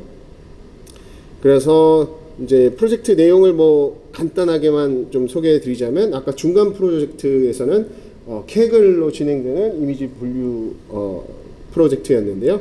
여기서는 이렇게 학생들이 케글 플랫폼 안에서 경쟁적인 상황에서 이렇게 어떤 정량적인 그 성능을 지표를 가지고 경쟁을 하기 때문에 이런 것들이 좀 평가에 수월한 점이 있었고요. 그리고 프로젝트 A에서는 자체적인 그런 플랫폼에서 학생들이 실시간으로 경쟁할 수 있도록 하는 그런 방식으로 프로젝트를 진행했는데, 처음에는 이렇게 강화학습으로 게임 인공지능을 했었고, 두 번째로는 이렇게 약간의 그 작은 그런 자율주행 환경에서 빨리 달리도록 하는 그런 강화학습 환경을 프로젝트로 진행을 했었습니다. 그리고 이게 이제 자체적인 그 학생들이 실시간을 경쟁해서 이제 순위가 나오고 티어 분류가 나오는 그런 사이트가 되겠고요. 그리고 이제 이거는 그 실제로 모형을 자율주행과 레이싱과 관련된 그런 AR을 훈련하는 그런 프로젝트였는데, 이거는 중간에 이제 하다가 중지가 됐었고요. 어쨌든 이것도 선택 범위에 포함을 했습니다. 그래서 이제 수업에서는 이렇게 뭔가 저렇게 빨간 글씨로 이제 이루어지는 프로젝트는 조금 정량화하기 쉽고 필수로 학생들이 참여하도록 하고, 이제 선택적으로 진행할 수 있는 그런 프로젝트 안에서 이제 환경과 사회 문제를 해결을 해서 인공지능을 도구로서 사용을 해보도록 그렇게 수업을 진행을 해봤습니다. 네, 그렇게 했을 때 약간의 그 보너스 점수가 부여되는 그런 구조를 가지게 됐고요. 그래서 실제로 이제 학생들이 선택하는 걸 보니까 이제 매 학기 좀 차이가 있습니다만, 예를 들어서 2022년도의 경우에는 지금 응답자 140명 중에서 사회문제 해결과 관련된 주제를 선택한 학생들이 대략 한 35% 정도, 그리고 자율 주제가 한 56% 정도, 뭐 이런 식으로 대략적으로 학생들이 관심을 보이는 것을 볼 수가 있었고요. 그리고 이제 어떤 문제를 선택을 했는지를 제가 좀 보면, 이제 5년 동안 굉장히 많은 주제가 있었지만 대략 제가 카테고리를 나눠 보니까, 그때가 이제 코로나 기간이었어 가지고 공중위생과 관련된 문제, 뭐 환경보호, 뭐 장애인, 그리고 재해 예방, 헬스케어, 에너지 전략, 이런 그 카테고리로 학생들이 대부분 좀 나눠지는 걸 볼 수가 있었습니다. 그래서 뭐 그 중에 이제 한 학기에 어떤 그 예시 뭐 타이틀을 좀 가져와 봤는데요. 그래서 뭐 불가사리를 분류를 한다거나, 토마토 병을 분류를 한다거나, 뭐 아니면 시각장애인을 위한 어떤 캔 음료를 분류를 한다거나, 뭐 이런 종류의 어떤 그 학생들이 생각할 때 좀 접근하기 쉬운 좀 간단한 그런 주제들로 환경 문제들을 접근하는 것을 좀 관찰을 할 수가 있었습니다. 그래서 이제 그 학생들이 이제 그 결과물을 발표 자료 동영상 형식으로 제출하면 그거를 이제 사이트에 올려서 그 중에 이제 우수 프로젝트 같은 것들을 좀 공유하고 그랬었는데요. 뭐 그 중에 한 가지 뭐 제가 하는 사람이 많지는 않을 것 같습니다. 한 가지만 소개를 하도록 중요한 하겠습니다. 점은 점점 해수면이 높아지면서 어느 한 순간에 네, 이 같은 경우는 이제 좀 우수 프로젝트 중에 하나였는데요. 밀물과 썰물이 변하고 점점 잦아지는 네, 간단하게 요약을 하자면 대홍수로 인해 그 홍수 예방을 위해서 그 레이더 스캔 그 이미지를 가지고 댐의 수위를 예측하는, 네, 유입량을 예측하는 그런 프로젝트로 진행을 한 그런 케이스가 되겠습니다. 유입량을 예측해 보기로 하였습니다. 네, 이런 프로젝트들이 진행이 됐고요. 네, 그래서 이제 그렇게 수업을 진행을 했을 때 학기 말에 이제 설문에서는 이제 학생들이 실제로 난이도라든지 뭐 흥미도, 그리고 어떤 그 문제 의식의 어떤 그 변화가 있는지 그런 것들을 이제 조금씩 매 학기마다 좀 다른 질문으로 좀 물어봤었고요. 네, 그 부분은 네, 넘어가도록 하겠습니다. 네, 그래서 이 수업을 진행을 하면서, 그리고 또 사실 환경과 사회 문제라는 아주 그냥 어떻게 보면 구체적이지 못하고 좀 광범위한 그런 학생들에게 좀 어떻게 보면 자유를 준 상황에서 학생들이 개별적으로 문제를 정의를 하고, 그리고 인공지능을 도구로서 활용해서 문제를 해결해 보도록 그런 시도를 해보는 그런 수업을 진행을 했을 때 그런 어떤 고민과 관심의 기회를 제공하는 것이 나름 의미가 있었다라는 것들을 좀 생각하게 됐고요. 그리고 그러면서도 좀 어떤 합리적인 평가를 위해서는 정형, 비정형의 어떤 그 문제를 함께 가져가는 방식으로 해서 자유주제도 진행을 하고, 그리고 어떤 경쟁 프로젝트도 진행을 하게 해서 좀 합리적인 그런 변별력이 있는 그런 평가를 하는데 좀 필요한 그런 구성이 있다라는 것도 좀 배우게 됐고요. 그리고 학생들에게 어떤 흥미와 매력, 어떤 도전 의식을 부여하는 그런 프로젝트의 주제가 상당히 중요하다라는 것들을 좀 매학기 확인할 수가 있었습니다. 네, 그리고 한계점에 대해서는 어떤 문제를 정의하고 뭔가 해결을 해 나가는 데 있어서 학생들에게 자율권이 너무 많이 주어지면 그런 것들이 좀 쉽지 않은 그런 것들을 좀 반응을 볼 수가 있었고요. 그래서 어느 정도 가이드라인하고 예시들을 제공을 하지만 또 그랬을 때는 또 약간만 수정하는 방식으로 접근하는 그런 경우도 상당히 많았기 때문에 또 이런 부분에도 좀 한계점이 있다라는 생각이 들었고요. 그리고 수업에서 다룬 내용이 인공지능이 이제 비전 위주의 그런 모델들이었기 때문에 이런 것들이 또 프로젝트도 그런 비전과 관련된 주제로 편중이 되는 그런 문제도 있었고, 그리고 학생들의 관심이라든지 또 수준, 이해도가 좀 달랐기 때문에 또 그런 것에 맞춘 그런 문제들을 앞으로 지속적으로 개발해 나갈 필요가 있겠구나라는 것들을 느꼈습니다. 네, 그러면 네, 저희 발표는 여기까지 마치도록 하겠습니다. 네, 감사합니다. 감사합니다. 인공지능을 활용해서 사회적 긍정적인 힘을 해나갈 것인가를 학생들에게 창의성 기반에서 요양원을 실현할 수 있는 방안에 대해서 말씀해 주셨다고 있습니다. 감사합니다. 혹시 질문 있으시면 하나 정도 하도록 하겠습니다. 손 박사님 덕분에 일거의 모든 시간 문제가 해결되어서 대단히 감사하게 생각합니다. 네. 질문 없으신가요?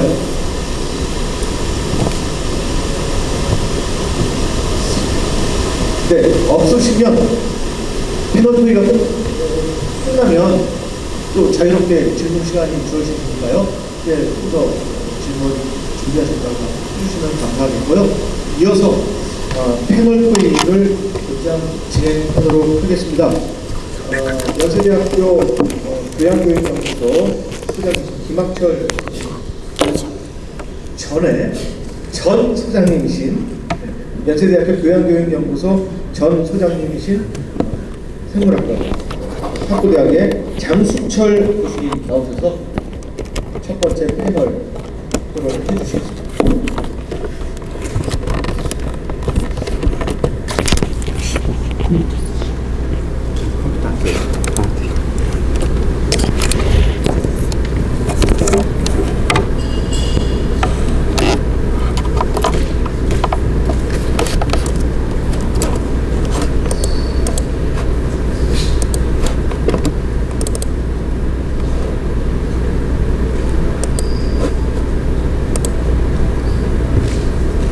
네, 큰 박수로 맞이해 주시기 바랍니다.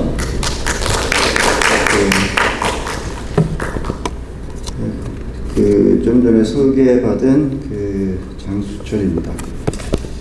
저희가 이 3년째 여기 이 교양교육과 관련해서 환경, 생물 이런 거를 주제로 해서 계속해서 저희 세션을 준비를 해왔습니다. 올해가 아마 저희가 마지막이 되지 않을까 싶은데 계속 할 수 있었으면 좋겠다라는 생각은 들었습니다. 오늘도 좀 저희는 의미 있는 많은 발표가 이루어진 것 같아서 기분이 좋습니다. 처음에 저는 존재적 연장 능력과 다수성 말씀해 주셨는데 네트워크 as intelligence라는 말이 쏙 들어왔었어요. 저희가 연세대학교도 그렇지만 다른 대학교에서도 생물학을 그냥 생물학 이렇게 얘기하지 않고 이제 시스템으로서 생물학을 보거든요. 그러니까 이 네트워킹이라고 하는 것이 생물학에 있어서 얼마나 중요한 건지에 대해서 잘 얘기를 해주셨고, 그리고 지금의 기후 위기와의 관련성에 대해서, 특히 이제 생물 다양성에 대해서 얘기를 해주셔서, 이제 저는 그 생명의 의미를 제대로 생각하게끔 하는 발표였다고 생각이 듭니다. 그래서 시스템으로서의 생물학을 갖다 이해를 하는데 좋은 의미가 될 것 같고요. 이것은 생물을 이해하고 또는 AI가 다른 목적을 위해서 발달한다 하더라도 이런 생명 고유의, 생명체 고유의 이런 특징을 잘 활용해 볼 수 있지 않겠는가. 그래서 이 네트워크 에즈 인텔리전스에 대한 의미를 다시 한번 저는 강조하고 싶은 그런 주제라고 생각을 했습니다. 두 번째, 이제 역사에 대한 얘기를 해주셨는데, 지금 아까 김은빈 교수님의 말씀대로 기후과학, 특히 아까 김은빈 교수는 주로 이제 생명 다양성에 대해서 관련된 AI, 거기에 관련된 플랫폼에 대한 얘기도 해주셨는데, 그렇습니다. 그래서 기후과학에 관련된 AI는 나날이 잘 발달하는 것 같고, 아마 앞으로 더 나은 그런 AI를 우리가 접해야 되지 않을까 싶습니다. 근데 여기서 강조한 것처럼 이 AI를 개발하는 주체도 인간이고, 기후 위기를 만들어 가지고 생명 다양성에 대해서 아주 위협적인 그런 상황을 만든 것도 인간이고, 그러니까 이런 그 기후 위기 주체의 그 인간들이 이걸 깨닫고, 그리고 실제로 기후 위기 어느 정도 해결을 위해서 참여할 수 있는, 소위 이제 그 인간의 교양을 위해서 필요한 AI가 앞으로 좀 개발이 되어야 되지 않겠는가.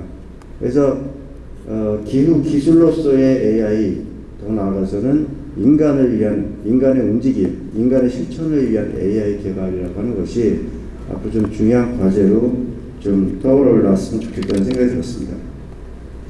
세 번째에 대해서는 뭐 저는 많은 얘기를 할 수가 있을 것 같아요. 근데 하여간 제가 최근에 이제 알게 된 것, 아주 중요하게 우리가 생각해야 된다고 보는데, 아마존 산림이 이제 없어지는 거에 대해서 사람들이 뭐 여러 가지 생각을 할 수 있을 것 같아요. 뭐 미적인 또는 철학적인 또는 뭐 환경보호 측면에서 이런 얘기 저런 얘기 할 수 있을 것 같아서, 저는 광합성량이 줄어든다. 그러니까 우리가 먹을 게 줄어든다. 생명체들이 먹을 게 줄어든다. 이거는 다른 어떤 것보다도 우리가 듣고 사는 문제이다. 이제 그거를 저는 수업 시간에 이제 강조를 합니다. 기후위기가 와서 온도가 올라가면 지금 CO2가 늘어나기 때문에 이제 온도가 올라가는 거잖아요. 그 CO2가 늘어나기 때문에 광합성의 재료인 CO2가 늘어나니까 광합성이 늘어날 거다? 뭐 그럴 수 있습니다. 근데 온도가 올라가면 그러면 이 식물들의 광합성 능력이 뚝뚝 떨어집니다. 그래서 이렇게 되면 아까 제가 얘기했던 아마존 산림이 줄어드는 것 또는 그 이상으로 우리가 먹을 게 없어지는 겁니다. 더군다나 기온이 한 39도씨 이상 올라가면 생명체를 구성하고 생명 현상을 담당하는 수없이 많은 분자들 사이에 수소결합에 문제가 생깁니다. 이건 상당히 좀 과학적인 얘기 약간은 깊이 있게 들어간 것 같은데요. 이렇게 되면 생명이 존재하기가 쉽지가 않습니다. 이러면 같이 멸종하는 생명체도 엄청나게 늘어나겠죠. 그래서 이런 거에 대해서도 AI를 어떻게 활용을 해서 다양한 환경 변화 속에서 식물종 다양성 또는 다른 생물도 마찬가지 같아요.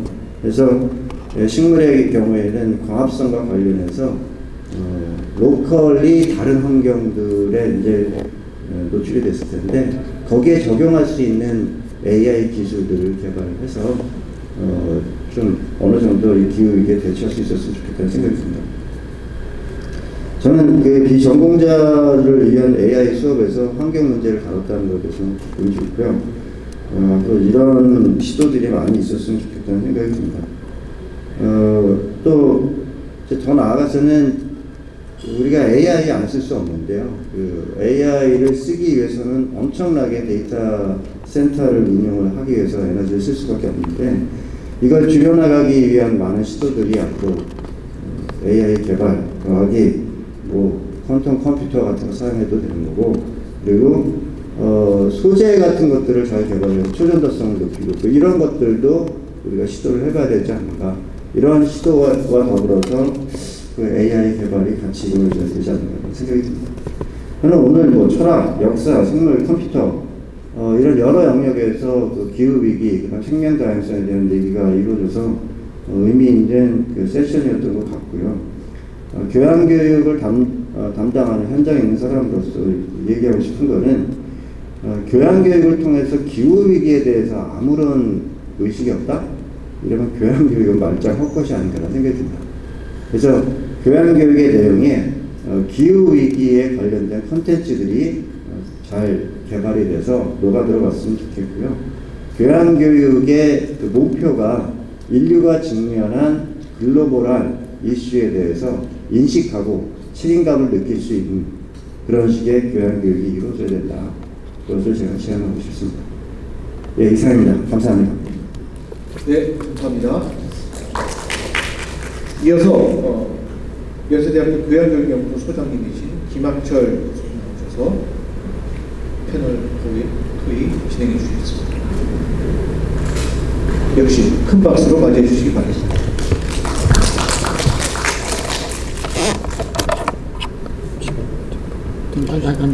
이제 그만할까? 보기만 하시네.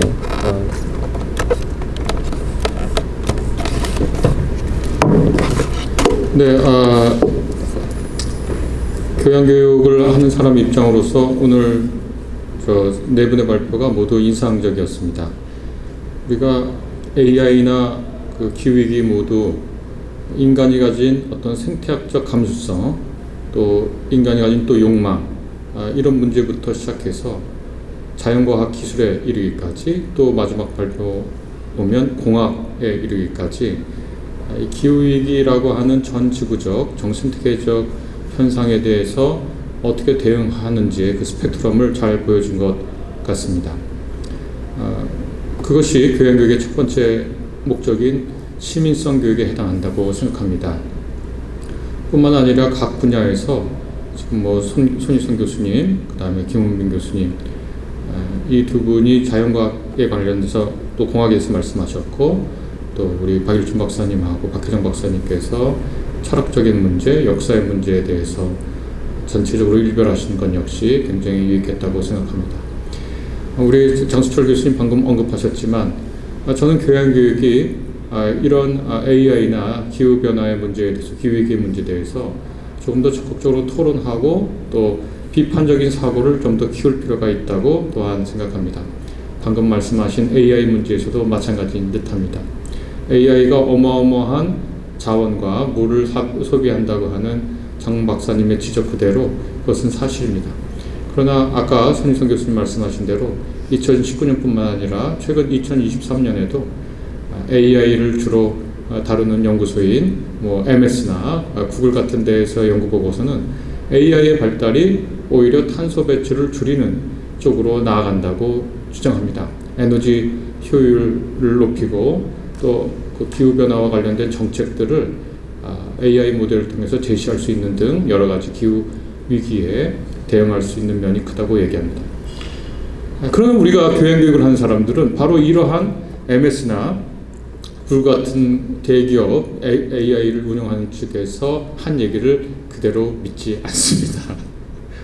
그대로 믿기보다는 AI가 하나의 산업으로서 그들 회사에 이익을 주는 것과 더불어 어떻게 AI가 정책적으로 기후위기에 맞서서 대응할 때 사용될 수 있는지를 시민으로서 또 유권자로서 또 교양교육을 하는 지식인으로서 계속해서 옆에서 파트너로서 조언하고 혹은 건의하고 권고하고 투표하는지에 이르기까지 여러 가지 정책적 혹은 시민사회 혹은 개인 지식인으로서의 대응 역시 필요하다고 생각합니다. 그래서 오늘 네 분의 발표를 듣고 만약에 이게 한국 환경생물학이겠지만 생물학으로 이 일을 다 할 수 있을까? 그렇게 생각되지 않습니다. 제가 만난 학생들한테 기후위기 어떻게 했으면 좋겠냐 하고 물어보고 손들라 그러면 거의 80에서 90%가 공학적으로 해결될 수 있다고 기대합니다. 그 정도까지 들 수 있을지는 몰랐습니다. 그러니까 어떻게 보면 테크놀로지에 대한 굉장한 기대를 학생들이 전반적으로 갖고 있는 것 같습니다. 그러나 그 이전에 왜 그것이 해결돼야 되고 어떻게 해결돼야 되고 누구한테 이로운 방향으로 해결돼야 될지에 관한 전반적인 이해는 공학적 마인드로 접근할 수 없는 사안이라고 또한 생각합니다. 그래서 우리 장 박사님 아까 제안하신 대로 이렇게 전 분야에서 기후라고 하는 문제를 두고 다측면에서 접근하는 이런 것들이 굉장히 중요하다고 다시 한번 느끼게 되었습니다. 네 분 모두 굉장히 훌륭한 발표 잘 들었습니다. 감사합니다. 네, 대단히 감사합니다. 지금 11시 22분을 지나고 있어서 우리에게 주어진 시간이 약 8분 정도 더 남아 있습니다. 혹시 플로어에서 더 질문 또는 코멘트 하실 게 있으시면 예.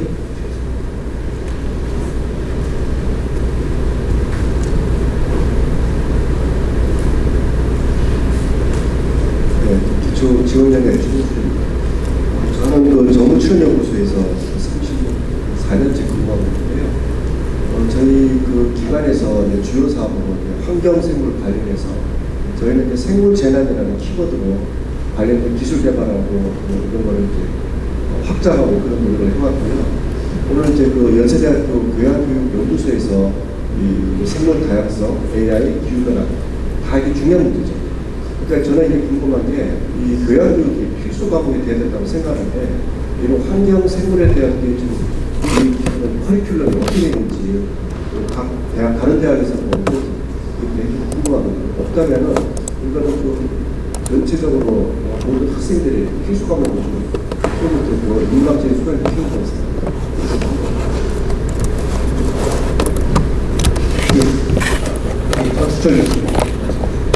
네, 아마 작년에 제가 발표했었을 것 같고요. 생태학이 기후위기와 관련해서 많은 것들을 가르쳐 줄 수 있는 가운데 안타깝게도 생물학 분야에서 생태학을 거의 선택 정도 하거나 아니면 좀 의미를 좀 인정하는 사람, 교강사라면 뒤에 잠깐 붙여서 얘기하는 정도라서 환경생물학적인 접근을 위한 좀 본격적인 교과목 개발이 따로 이루어져야 되지 않는가 상황은 좋지는 않습니다. 그래서 그런 거를 좀 학회 쪽에서 좀 활발하게 논의를 해서 대학에다가 야 너희 이렇게 가서는 생물학을 통해서 환경의 중요성을 깨닫지 못할 것이다. 그러니까 교과목을 개발을 하되 이미 있지 않느냐.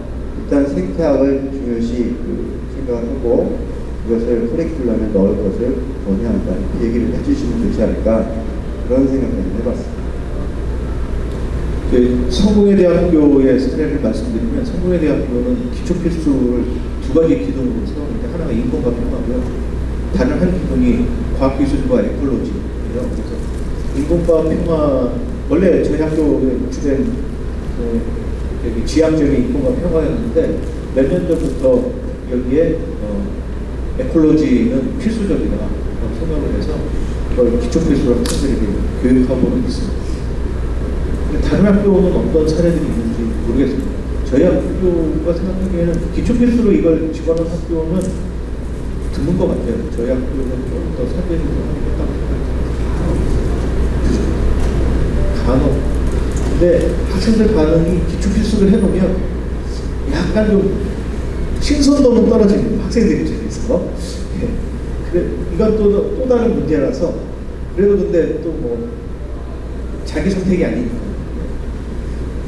또 뭐 노력을 해야죠.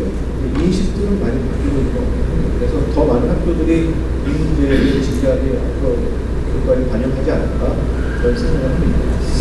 예, 더 질문 있으실까요? 그러면 저의 그 수많은 질문 중에서 우리가 AI 관련이기 때문에 딱 하나만 이제 손희성 박사님에게만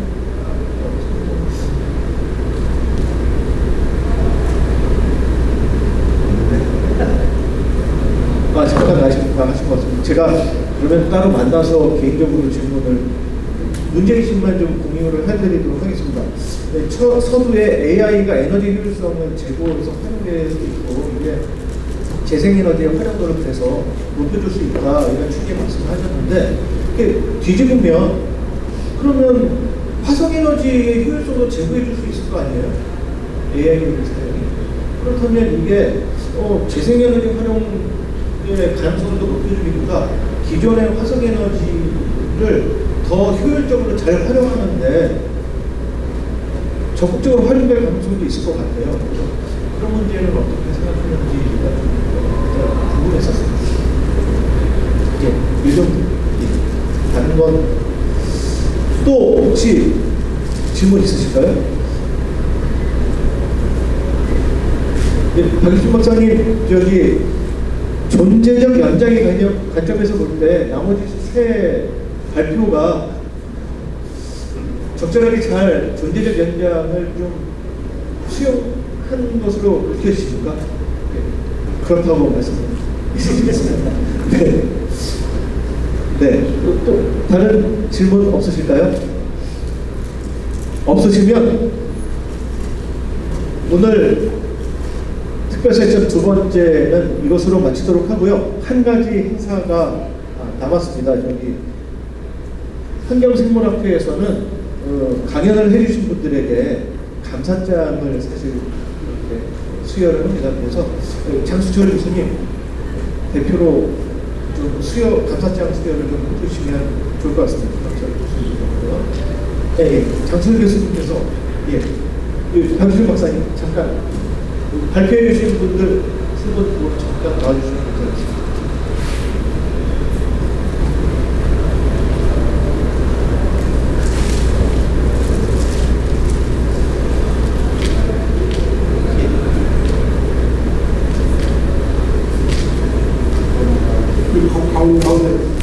가운데에서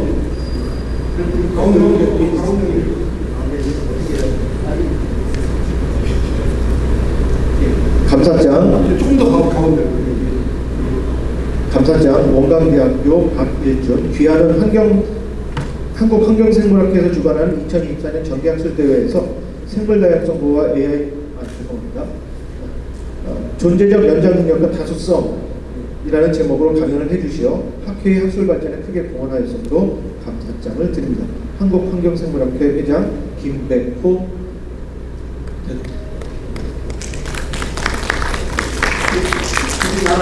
펴가지고 나라에 있었기 예쁘고 그렇게 해요.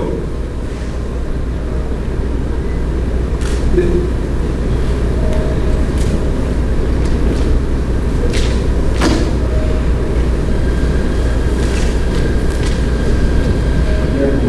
예, 감사장 연세대학교 박혜정 이하 동문입니다. 이쪽 가운데로요. 예, 조금 더 이쪽. 예. 됐습니다.